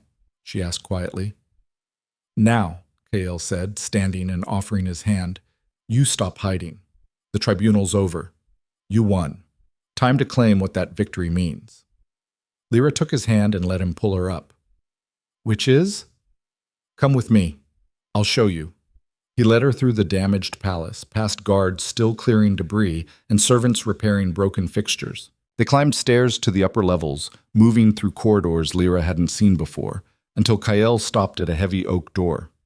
"This was my mother's study," he said, pushing it open. "Before she died, she ran the Northern Territory's legal system, made sure pack law evolved instead of stagnating." The room beyond was beautiful, floor-to-ceiling windows overlooking the mountains, shelves lined with legal texts and historical records, a massive desk positioned to catch the afternoon light. "It's been empty for 10 years, Kael continued. "I couldn't bring myself to change it, but I think it's time." He turned to face Lyra fully. "You proved today that you understand pack law better than most of my council, that you can argue precedent and find loopholes they didn't know existed. I need someone like that." Lyra's heart started pounding. "What are you saying?" "I'm offering you a position, legal advisor to the Alpha King." Cale's expression was serious, no trace of his usual sardonic humor. "Help me rewrite the laws that allowed your father to sell you. Make sure what happened to you can't happen to anyone else." She stared at him, speechless. "You wanted to prove you weren't worthless," Kael said quietly. "Here's your chance. Build something that lasts beyond both of us." It was everything and nothing she'd expected. Not a cage, not charity, an actual purpose. "Why me?" Lyra managed. "Because you give a damn. Because you're angry enough to fight but smart enough to use law instead of violence." He paused. "And because I trust you not to let power corrupt what you're building." Trust. From the Alpha King who trusted no one. Lyra looked around the study, at the legal texts, the carefully organized files, the desk positioned like a command center. This wasn't just an office. It was a base of operations, a chance to transform her survival into something larger. "I accept," she said. Kael's smile was genuine this time, reaching his eyes. "Good. You start tomorrow." A commotion erupted from the corridor outside, running footsteps and urgent voices. Darius burst through the door, breathing hard. "Your Majesty, we found Brennan. He didn't get far." "Where?" Kael demanded. "The East Gate. He was trying to bribe the guards to let him through." Darius's expression turned grim. "He's in custody, but there's something else. We found correspondence between him and your father," he said to Lyra. "They were planning this together. The explosion, the chaos. Brennan was supposed to grab you in the confusion and force a blood bond before anyone could stop him. Ice flooded Lyra's veins. A blood bond. Permanent, unbreakable, sealed through violence and claiming. If Brennan had succeeded, no tribunal in the world could have dissolved it. "Where is he?" Kael's voice had dropped to something sub-zero. "Detention cells. Waiting for you." "Good." Kael turned to Lyra. "You don't have to be there for this." "Yes, I do," Lyra said immediately. "He came after me, tried to force a bond. I deserve to face him." Kael studied her for a moment, then nodded. "All right. But if he tries anything, you get behind me. Understood?" "Understood." They followed Darius down to the lower levels, where the palace cells waited, stone rooms built to hold even the strongest alphas. Guards stood at attention outside one particular cell, their expressions carefully neutral. Inside, Brennan sat on a narrow bench, his earlier arrogance replaced by cornered desperation. When he saw Lyra, hatred twisted his features. "Come to gloat?" he spat. "No," Lyra said, stepping closer to the bars. "I came to understand. Why go this far? Why risk everything for a bond you clearly didn't even want?" Brennan laughed bitterly. "Didn't want? You think this was about wanting you?" He stood, moving to the cell bars. "This was about power, sweetheart. About proving the Veil Pact could secure alliances even the Alpha King couldn't break. About building a reputation." "You were using me as a political trophy," Lyra said flatly. "Of course I was. What else would you be good for? A wolfless Omega with no skills, no connections, nothing to offer except your father's desperate need for gold." His smile turned cruel. "At least your father understood your worth. Too bad you were too stupid to accept it." Kael moved forward, but Lyra stopped him with a hand on his arm. "You're right," she said to Brennan. "I was worthless. By your standards, by my father's standards, by every measure your world uses to value women." She leaned closer to the bars. "But those standards are broken, and I'm going to spend the rest of my life making sure everyone knows it." Brennan's smile faltered. "You wanted to force a blood bond?" Lyra continued. "Wanted to own me so completely I could never escape? You know what that tells me? That you knew, even then, that given a choice, I'd run. That the only way someone like you could keep someone like me was through violence and law." She straightened, stepping back. "You failed, Brennan. Not just today, but fundamentally. Because you built your entire identity on controlling things weaker than you, and when I refused to be controlled, you had nothing left."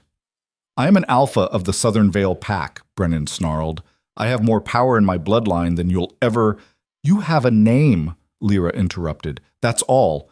Power you inherited, not earned. And when your pack finds out you tried to kidnap someone under the Alpha King's protection, that you smuggled explosives into a royal palace, that you collaborated with a criminal to force an illegal bond, they'll strip that name away so fast you'll forget you ever had it."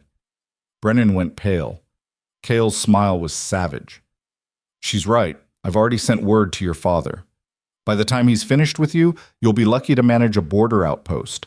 "You can't. My family would never." "Your family will do exactly what serves their political interests," Kael said coldly.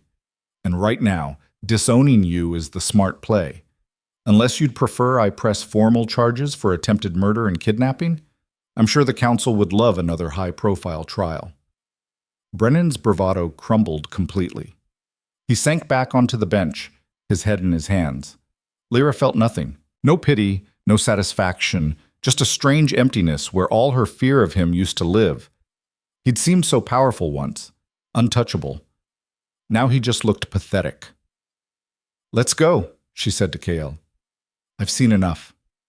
They left Brennan in his cell and climbed back to the main palace levels. The sun was setting, painting the mountains in shades of gold and crimson. The damage from the explosion was already being repaired. Guards posted at reinforced positions. The palace was adapting, surviving, moving forward. Just like Lyra. They stopped at a balcony overlooking the training yard, where even now, wolves were running evening drills, disciplined, focused, unstoppable. "Tomorrow's going to be brutal," Kael said, leaning against the railing. "The council will want detailed explanations, the pack elders will demand political reassurances, and every alpha in the territories will be watching to see how I handle the fallout." "How will you handle it?" Lyra asked. Honestly, he glanced at her. I'll tell them the old system was broken, that selling daughters for political alliances is archaic and cruel, that pack law needs to evolve. They'll fight you. Let them. His smile was sharp. I didn't build this kingdom by backing down from fights. Lyra looked out over the yard, watching warriors move through forms she was just beginning to learn. A week ago, she'd been a prisoner in a gilded ballroom, counting down hours to a bond that would have destroyed her. Now she stood on a balcony in the Alpha King's palace, with a position in his government and her abusers either imprisoned or discredited. The change felt impossible, surreal. Thank you, she said quietly. For the kiss, for the claim, for everything after. Kale turned to face her fully. You're thanking me for doing the bare minimum of treating you like a person? In my world, that was revolutionary. Then your world needed to burn. He paused, his expression softening slightly. You don't owe me thanks, Lyra. You fought for every inch of ground you gained. I just gave you the space to fight. Is that what this is? She gestured between them. Space to fight? It's whatever you make it. Kael's gaze held hers. The competing claim is valid. The bond is real by law. But I'm not Brennan. I won't force anything you don't choose. And if I choose to stay? To work as your legal advisor? Then you stay. Build your career, rewrite pack law, change the territories. His smile turned slightly wicked. And if somewhere in that process you decide you want the bond to mean more than legal protection, we'll discuss it. Like adults. With actual communication. Lyra felt heat rise to her cheeks. You're assuming I'm assuming nothing, but I'm also not blind. Kael's hand came up to brush a strand of hair from her face, his touch careful. You walked up to a stranger and demanded a kiss that changed both our lives. You're brave and reckless, and absolutely brilliant at finding loopholes in systems designed to crush you. Why wouldn't I be interested? Because I'm wolfless, powerless, a political disaster waiting to explode. You literally just survived an explosion and came out stronger. His thumb traced along her jaw. Stop listing reasons I shouldn't want you and start deciding if you want me. The question hung between them, charged with possibility. Lyra thought about the past week, the terror and triumph, the tribunal and the training, the way Kael had given her tools instead of chains, the way he'd stood back and let her fight when he could have simply crushed her enemies himself. He wasn't offering rescue. He was offering partnership. I don't know yet, Lyra admitted. Everything's happened so fast. A week ago, I didn't know you existed. Fair enough. Kael dropped his hand but didn't step back. Take your time. Figure out what you want. The bond doesn't expire, and neither does my patience. What if I decide I don't want the bond at all, just the work? Then we dissolve it legally, and you stay on as my advisor anyway. He shrugged. I offered you the position because you're qualified, not because of the claim. Those are separate things. Relief in something else, disappointment, tangled in Lyra's chest. Before she could analyze it further, Thorn appeared at the balcony entrance. Your Majesty, the Council wants to meet first thing tomorrow. They're already drafting new protocols. Of course they are, Kael muttered.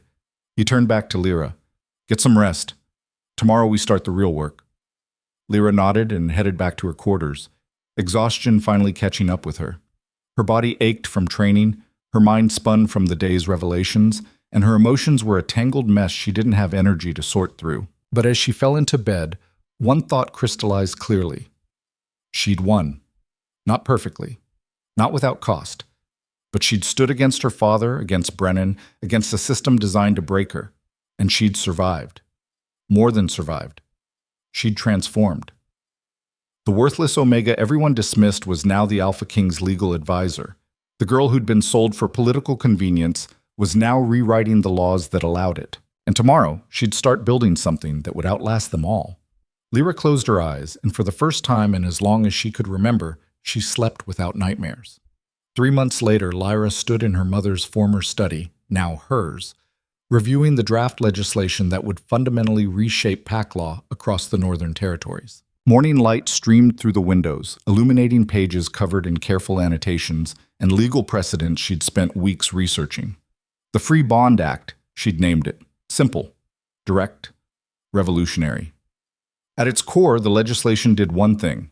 made all arranged bonds subject to individual consent, with legal recourse for anyone forced into a bond against their will.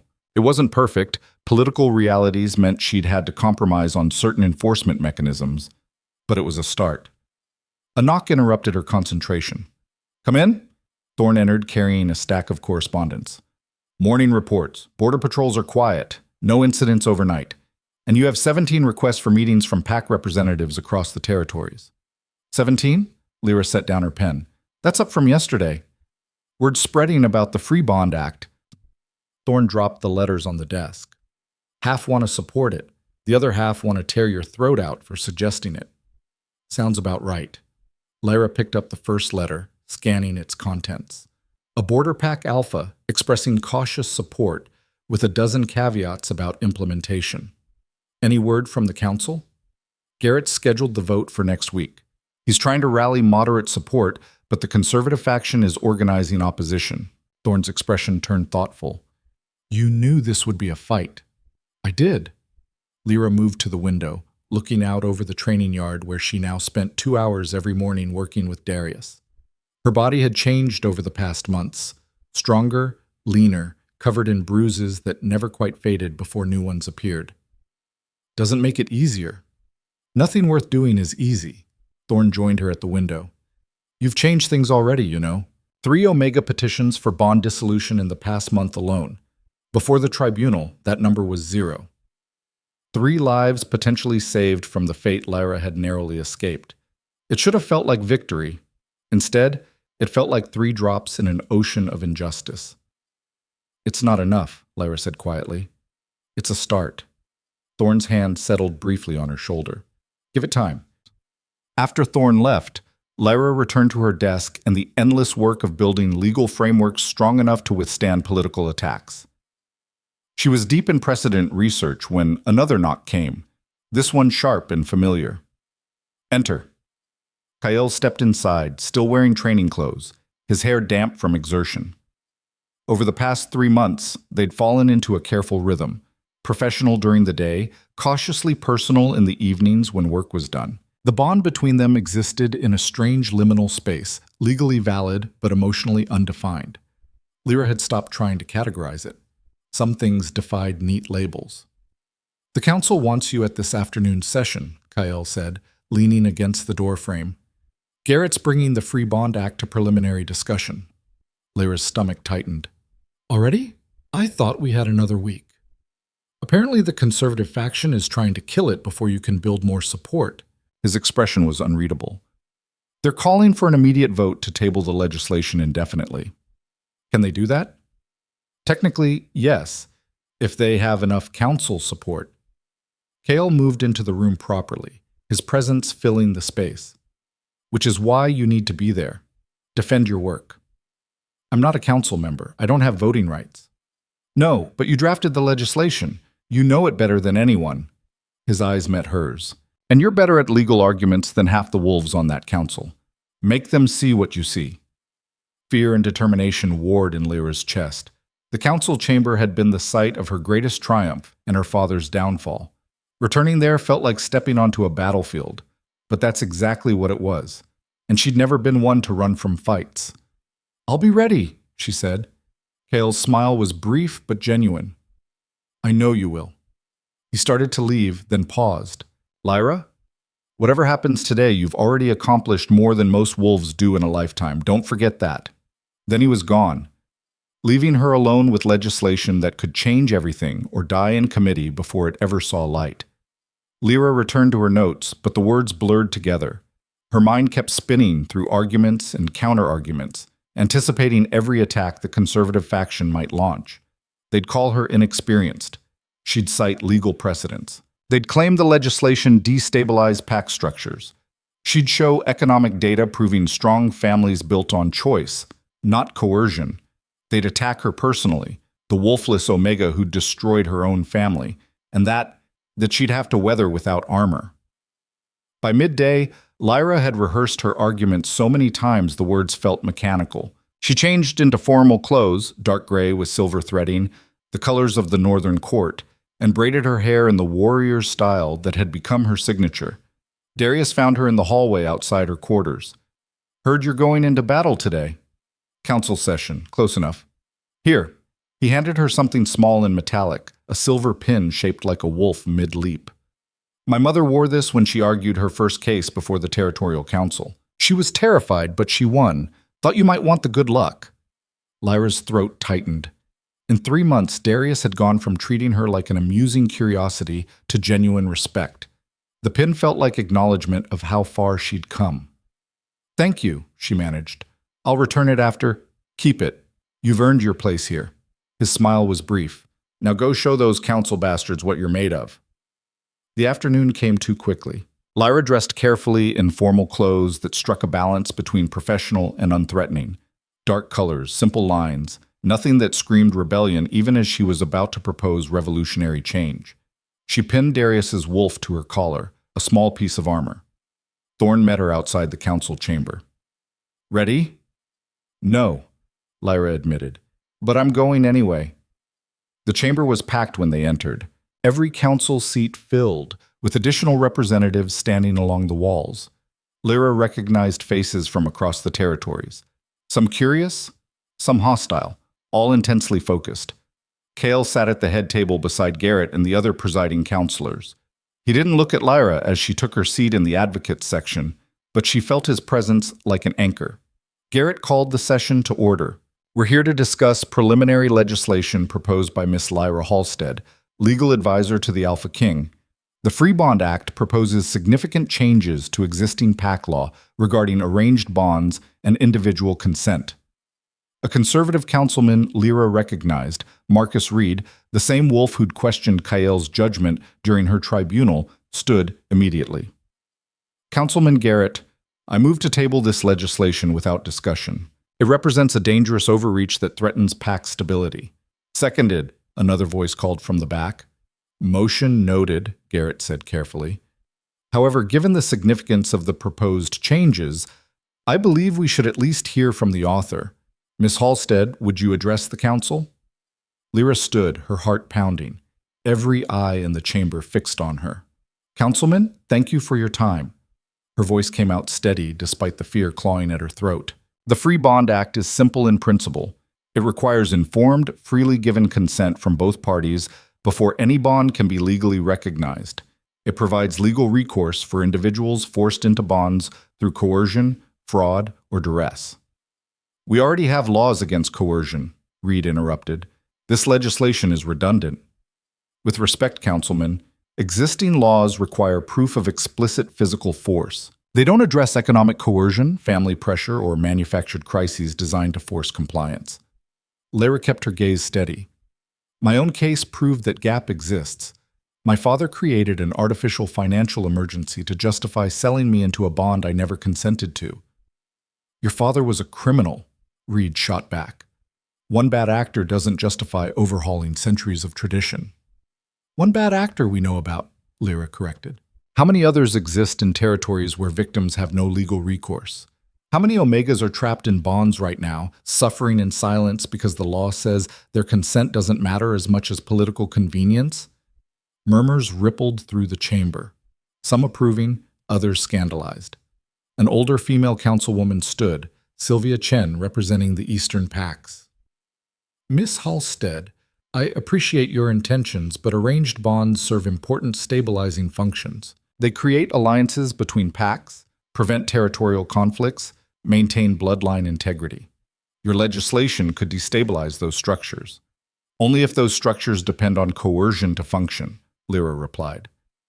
Councilwoman Chen, ask yourself, if an alliance requires forcing unwilling participants into bonds, how stable is that alliance really?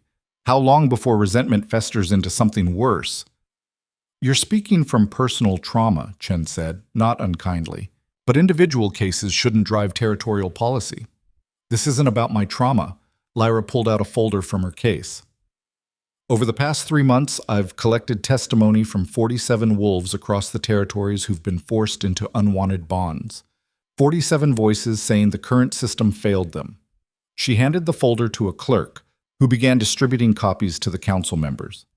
These aren't isolated incidents. They're symptoms of a broken system that values political convenience over individual autonomy. The Free Bond Act doesn't eliminate arranged bonds. It just requires actual consent from the people whose lives are being arranged. Reed flipped through the testimony, his expression hardening. Unverified stories from disgruntled wolves. This proves nothing. Each testimony includes supporting documentation, Lyra said. Financial records showing economic coercion, medical reports documenting abuse. Legal filings that were dismissed because existing law prioritized pack stability over individual safety. Even if we accept these claims, another councilman interjected, your legislation is too broad. It could be abused by young wolves trying to escape legitimate family obligations. The legislation includes safeguards, Lyra countered. A review process, legal standards for proving coercion, penalties for fraudulent claims. I've spent 3 months working with legal experts to balance protection and stability. 3 months, Reed scoffed. You're barely of age yourself with no formal legal training. What makes you qualified to rewrite pack law? The chamber went quiet. It was the attack Lyra had been expecting, the one that cut deepest because it held truth. She was young, inexperienced, a wolfless omega who'd stumbled into this position through desperation and luck. But she'd also spent 3 months doing nothing but studying law, talking to victims, building frameworks that could withstand scrutiny. You're right, Lyra said quietly. I'm not formally trained. I'm young, and I'm learning as I go. But I know what it's like to be trapped in a system that sees you as a commodity.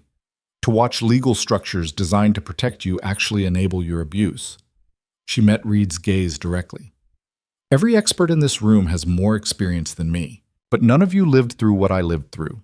None of you know what it's like to search desperately for a legal escape route and find none. So yes, I'm unqualified by traditional standards, but I'm also the only person in this chamber who's been on the wrong side of the law we're discussing. Which makes you biased, Reed said flatly. Which makes me informed, Lyra shot back. Bias would be proposing legislation that only benefits omegas, or only punishes alphas. This act applies equally to all wolves, regardless of rank or gender. Anyone can invoke it if they're being coerced. Anyone can face penalties if they're doing the coercing. A younger councilman Lyra didn't recognize stood up. Miss Halstead, I have a question about implementation. How do you propose enforcing consent verification without creating massive bureaucratic overhead? Finally, a substantive question instead of an attack. The legislation establishes regional consent boards, Lyra explained, grateful for the shift. Before any bond is legally recognized, both parties must appear before a board and confirm their consent independently, meaning separated, questioned individually, to ensure no coercion is occurring. The boards are staffed by trained legal advocates, not family members or PAC representatives who might have conflicts of interest. And if one party claims coercion during this process, the bond is automatically suspended pending investigation. The burden of proof shifts to the party claiming the bond is legitimate. They must demonstrate that consent was freely given, not obtained through pressure or manipulation. Chen leaned forward. That's a significant shift in burden of proof. Currently, victims must prove they were coerced. You're proposing we assume coercion unless proven otherwise? Only during the consent verification process, Lyra clarified. Once a bond is established and both parties have confirmed consent before the board, the burden returns to anyone challenging it. But at the moment of formation, yes, we assume nothing and require active proof of consent from both individuals. That could slow down legitimate bonding processes significantly, another councilman observed. It adds approximately 2 weeks to the timeline, Lyra said. 2 weeks to verify that both people are entering into a permanent bond willingly. That seems like a reasonable investment to prevent a lifetime of suffering. Reed stood again, his expression stormy.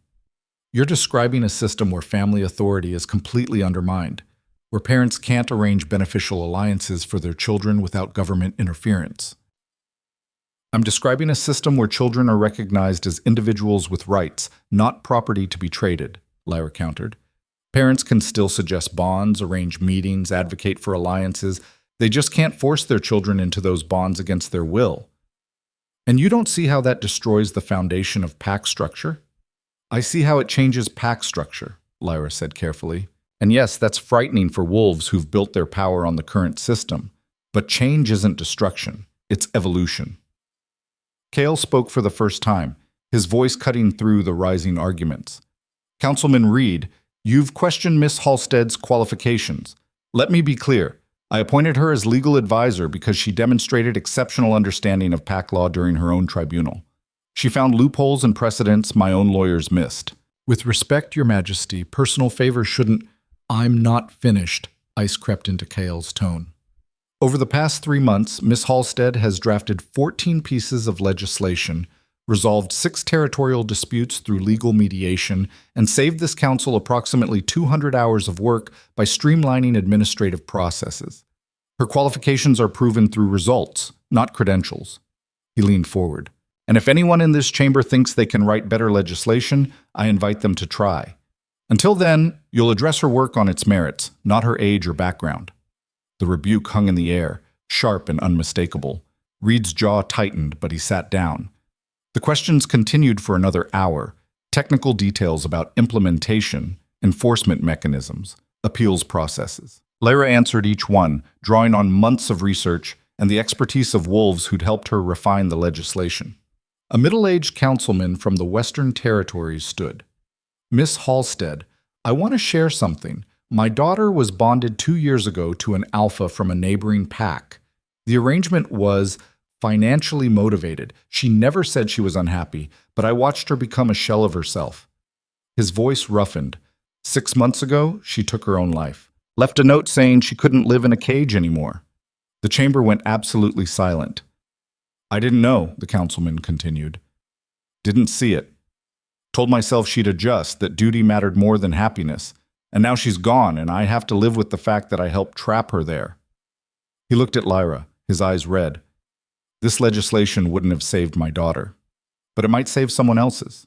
That's worth disrupting tradition for. Lyra's vision blurred with tears she refused to let fall. I'm so sorry for your loss, councilman. Don't be sorry. Be successful. Get this passed. He sat down heavily. The testimony shifted something in the room.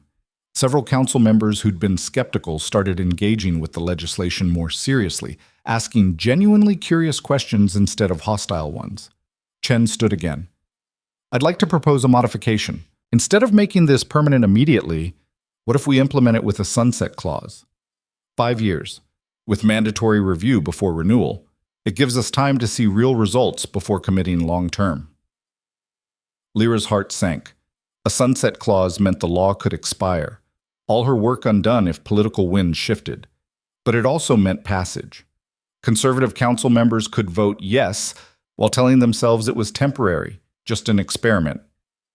I'd need assurances, Lyra said carefully, that the review process would be fair, that data would be collected properly to assess effectiveness. I can draft those assurances into the amendment, Chen offered. Make them legally binding. Lyra looked at Kael. He gave the smallest nod. Take the compromise. Then I accept the modification, Lyra said. Reed stood again. Even with a sunset clause, I cannot support legislation that fundamentally undermines pack hierarchy and family authority. I vote no. Noted, Councilman Reed, Garrett said.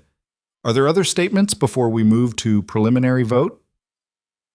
Several council members spoke, some supporting, others opposing, a few still undecided. The arguments blurred together, legal precedents and philosophical debates and personal stories all mixing into a chaotic swirl. Finally, Garrett called for order.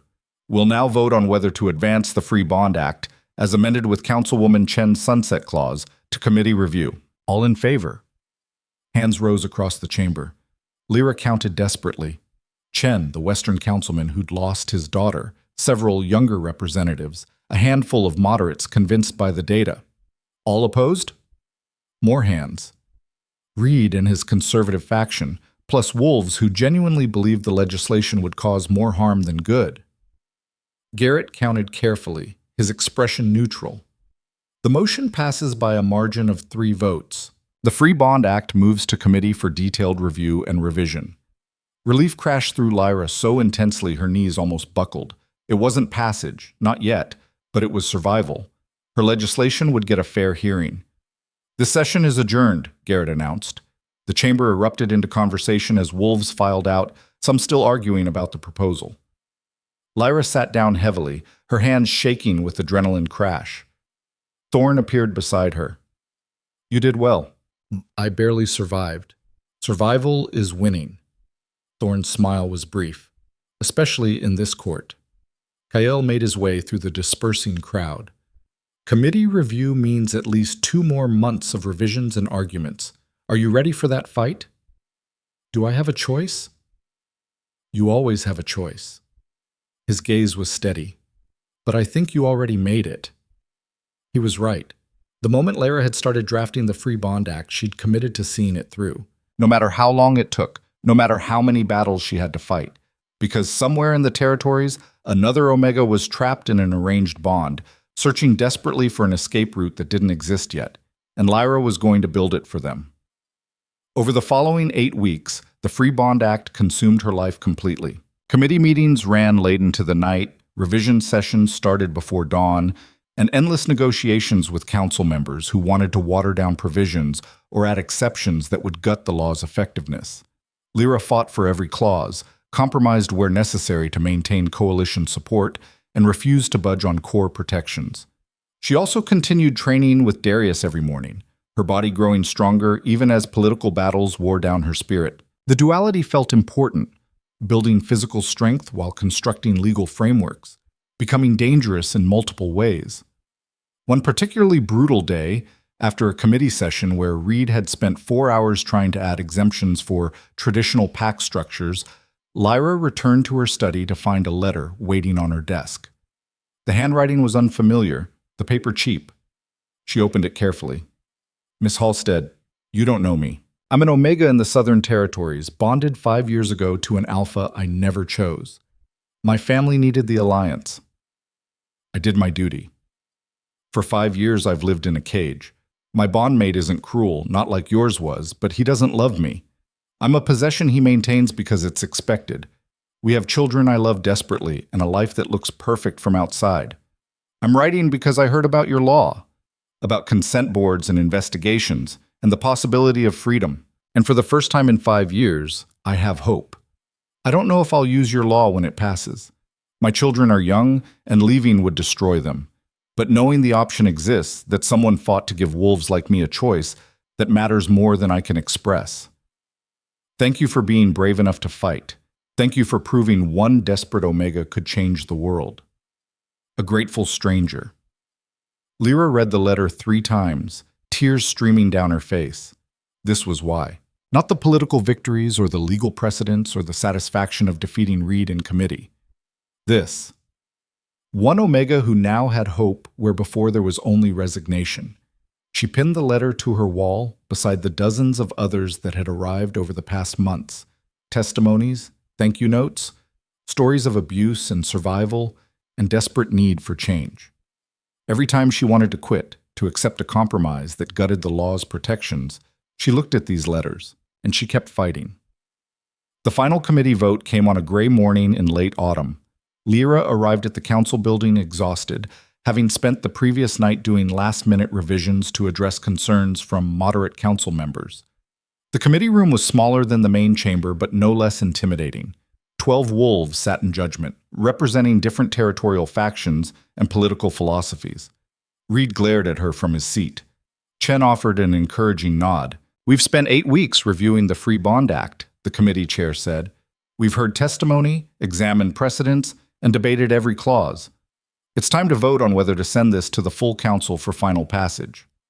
Before we vote, I have concerns, Reed interjected. The legislation as written gives too much power to consent boards. I move we add oversight from territorial alphas to ensure boards don't overstep. That defeats the purpose, Lyra said immediately. Territorial alphas often have political interests in maintaining certain bonds. Independent boards are essential for preventing conflicts of interest. Then we're back to government interference in family matters. It's not interference to verify consent, Lyra interrupted. It's basic due diligence. We verify contracts, property transfers, territorial agreements. Why should permanent bonds between individuals receive less scrutiny? The debate raged for another hour before the chair finally called for a vote on Reed's amendment. It failed, 7-5. Then came the main vote. All in favor of advancing the Free Bond Act to the full council? 8 hands rose. Opposed? 4, including Reed. The motion carries. This legislation moves to full council vote in 2 weeks. Lyra closed her eyes, overwhelmed. 2 weeks, 14 days until the fight of her life.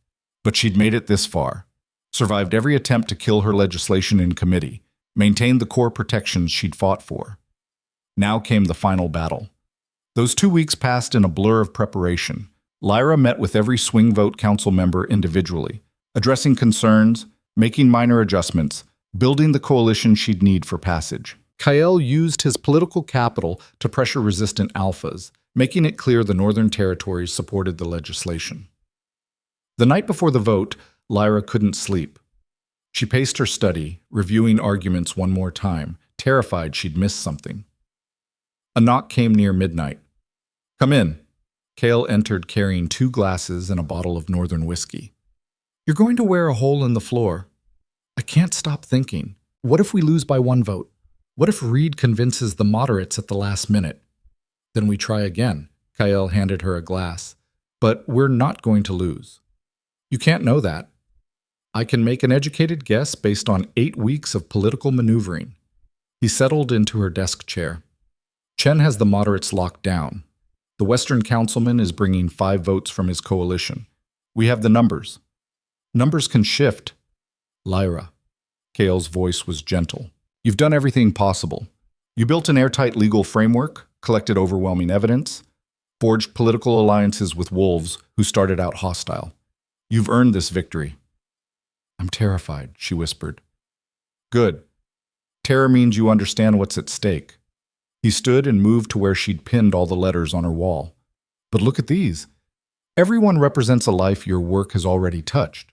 Win or lose tomorrow, you've changed things."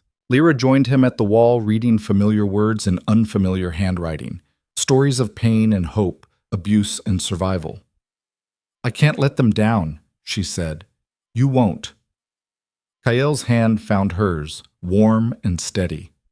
"Tomorrow you walk into that chamber and you show them exactly who you've become.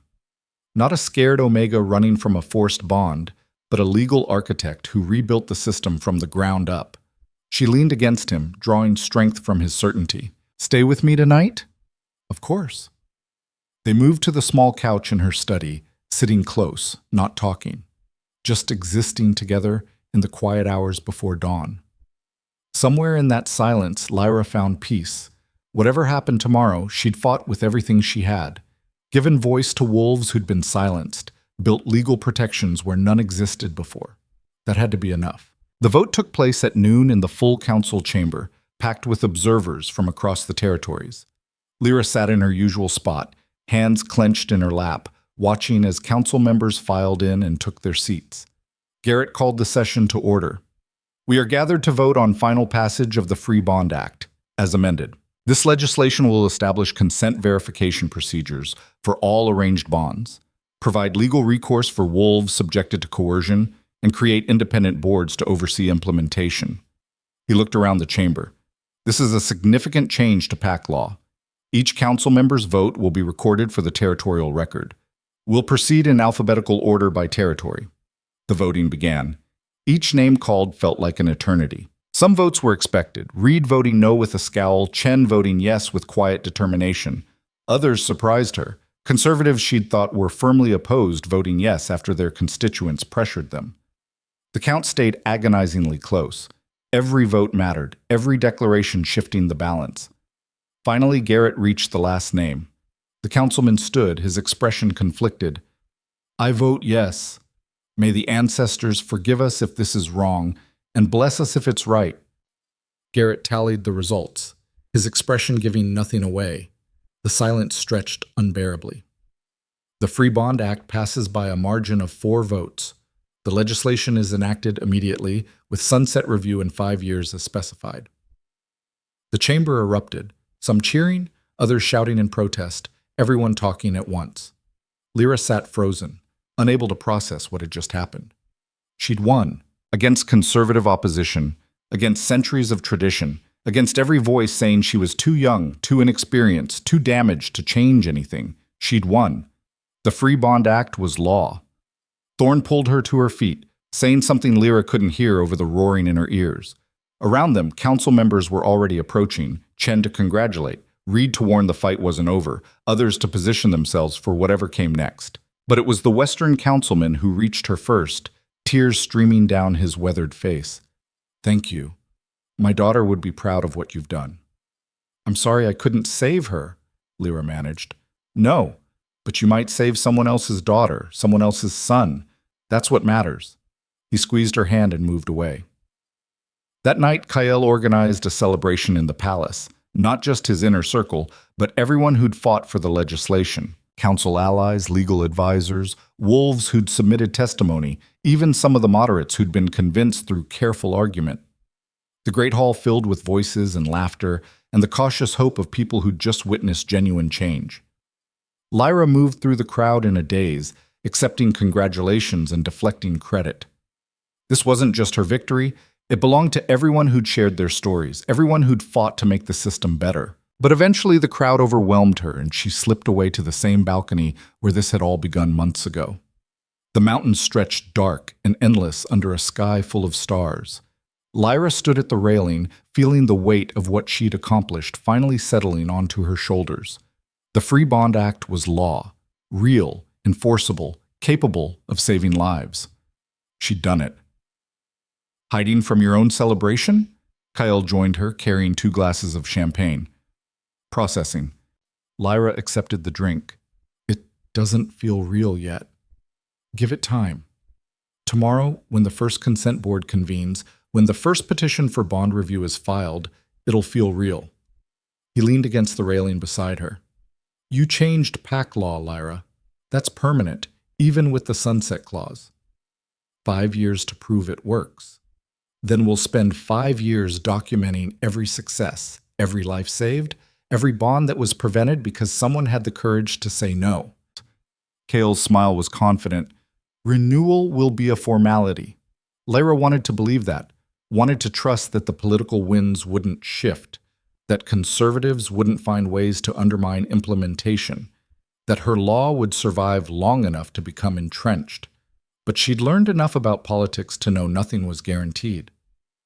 "What are you thinking?" Kyle asked. "That this is just the beginning.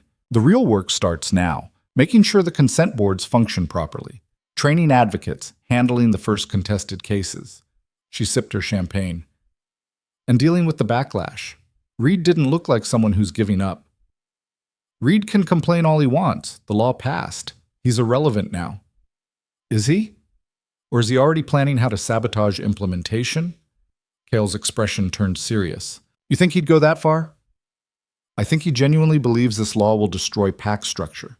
And wolves who believe that don't just accept defeat gracefully." Lyra turned to face him fully. "We need to be ready. For legal challenges, political maneuvering, attempts to defund the consent boards. Then we'll be ready." Kyle's hand found hers. "You didn't come this far to let bureaucratic sabotage destroy what you built." The confidence in his voice reminded Lyra that she wasn't fighting alone anymore. She had allies now: Thorne, Darius, Chen, the Western councilman, dozens of wolves who believed in the cause.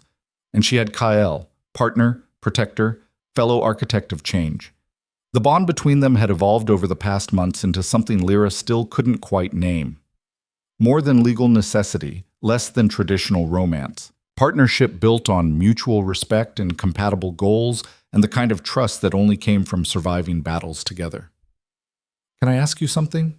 Lyra said quietly. "Always. That first night when I asked you to kiss me, did you know what you were starting?" Kyle considered the question seriously. "No.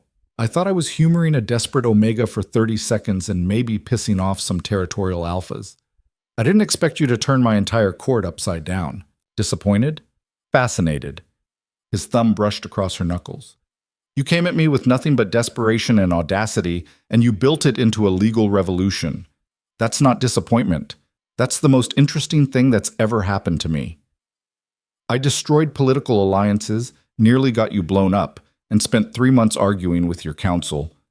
And you made me remember why I took this throne in the first place," Kyle interrupted. "Not to maintain the status quo or preserve tradition, to make things better. You reminded me what leadership actually means."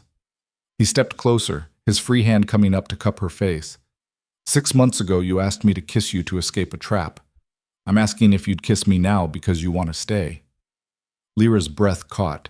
It was such a simple request, but it represented everything. Choosing partnership over survival, building towards something instead of running away. She thought about the past 6 months, the tribunal and the training, the legislation, and the late nights drafting legal frameworks. Kyle had been present for all of it, not as a savior or owner, but as a partner who gave her tools and space to fight her own battles. He'd kept his promise, never forced, never demanded, just offered possibilities and waited for her to choose. Lyra rose on her toes and kissed him. It was different from their first kiss. No desperation, no performance, no escape route hidden in the gesture. Just honest connection between two people who'd built something real from chaos and necessity. When they broke apart, Kale's smile was genuine and unguarded. So that's a yes to the bond? The real one? Not just the legal protection? That's a yes to exploring what we could be, Lyra corrected. With actual communication and consent and all those revolutionary concepts I just legislated into law. Fair enough. He pulled her close, resting his forehead against hers. We've got time to figure it out. 5 years at minimum, until the sunset review. I was thinking more like forever, but we can start with 5 and see how it goes. Lyra laughed, the sound bubbling up from a place of genuine joy she'd almost forgotten existed. 6 months ago, she'd been worthless, a commodity, a political pawn with no power and no future. Now she was the architect of legal change, partner to the Alpha King, and living proof that desperate gambles sometimes paid off spectacularly. Come on, Kyle said eventually, taking her hand. Your celebration awaits. Darius is about to challenge Thorn to an arm wrestling match, and I need you there to bet on the winner. Who would you bet on? Thorn. Never underestimate a commander who survived 20 years in this court. They returned to the celebration together, hands linked, stepping into a future neither had planned, but both had earned through survival and stubbornness. The Great Hall welcomed them back with warmth and noise, and the kind of chaotic joy that came from people who'd fought together and won. Lyra moved through the crowd, accepting congratulations and making mental notes about which council members to court for implementation support. The legal advisor in her never fully turned off, always planning the next battle. But for tonight, she let herself feel the victory. The Free Bond Act would change the territories. It would save lives, prevent suffering, give voice to wolves who'd been silenced for generations. But for Lyra, the real victory was simpler. She'd taken her life back from the people who'd tried to sell it. She'd transformed from victim to architect, from commodity to voice of change. And when the next desperate Omega stood in a ballroom counting down to a bond she couldn't survive, she'd have legal protection Lyra had created specifically for that moment. One reckless kiss had started everything. Now, surrounded by allies and partner and possibilities, Lyra was building a world where no one would ever need to make that desperate choice again. Weeks turned into months as implementation began. The first consent boards convened across the territories. Staffed by legal advocates, Lyra helped train personally. The first petitions for bond review were filed, investigated, and in 3 cases resulted in dissolutions that freed wolves from coercive situations. Each success felt like vindication. Each freed wolf felt like proof the system worked, but resistance remained. Reed formed a coalition of conservative alphas dedicated to finding legal challenges to the implementation. Several territorial pacts tried to undermine consent boards by refusing to cooperate with investigations. Lyra handled each challenge methodically, using the same legal precision that had won the initial vote. She documented every obstruction, built cases against pacts that violated the law, and slowly, painfully, forced compliance. It was exhausting work, but it was also exactly what she'd signed up for. 1 year after the Free Bond Act passed, Lyra stood in the council chamber presenting the first annual implementation report. The numbers told a clear story. 43 bonds prevented through consent board intervention, 18 coercive bonds dissolved, 0 cases of fraudulent claims. The legislation was working. Even Reed couldn't dispute the data, though he tried. These numbers only tell part of the story, he argued. How many legitimate alliances were delayed or complicated by bureaucratic interference? Define legitimate, Lyra countered, because if by legitimate you mean bonds where both parties freely consented, then the answer is 0. Every delayed alliance involved at least one party expressing reservations during consent verification. That's not bureaucratic interference. That's the system working exactly as designed. The exchange had become familiar. Reed challenging, Lyra defending, the moderate council members watching to see who made the better case. Slowly, month by month, the balance shifted in Lyra's favor. By year 3, even conservative PACs had adapted to the new system. Consent verification became routine, expected, no longer the revolutionary disruption it had seemed initially. The Sunset Review approached. Lyra prepared for the renewal fight with the same intensity she'd brought to the original passage. She collected 5 years of data, hundreds of testimonies from wolves whose lives had been changed, economic analyses showing that freely chosen bonds actually strengthened PAC alliances rather than weakening them. The renewal vote came on a spring morning, 5 years to the day after the original passage. This time, Lyra wasn't nervous. She'd proven the system worked. The data was irrefutable. The vote wasn't even close. The Free Bond Act was made permanent by a margin of 32 votes, with even some of Reed's conservative coalition breaking ranks to support renewal. PAC law had changed forever. That night, Kyle found Lyra in their shared quarters. She'd moved in with him 2 years prior, their bond evolving from legal protection to genuine partnership to something that felt increasingly like love, though neither had said the word yet. 5 years, he said, settling beside her on the couch. You did it. We did it, Lyra corrected. I couldn't have survived without your support. You would have found a way. You always do. He pulled her close. But I'm glad I got to be part of it. Lyra leaned into his warmth, feeling content in a way she'd never thought possible. What now? Now you keep building. There's still work to do, refining implementation, training new advocates, expanding protections. Cale's smile was knowing. You're not the type to rest on victories. He was right. Lyra's mind was already spinning with new possibilities, additional legal protections that could be built on the foundation she'd established. But tonight, she let herself simply be. Simply enjoy the moment of hard-won peace. Outside their window, the Northern Territories spread dark and vast, transformed in ways both subtle and profound by one reckless kiss and years of relentless work. The wolfless Omega everyone had dismissed had rewritten the rules of power itself, and she was just getting started.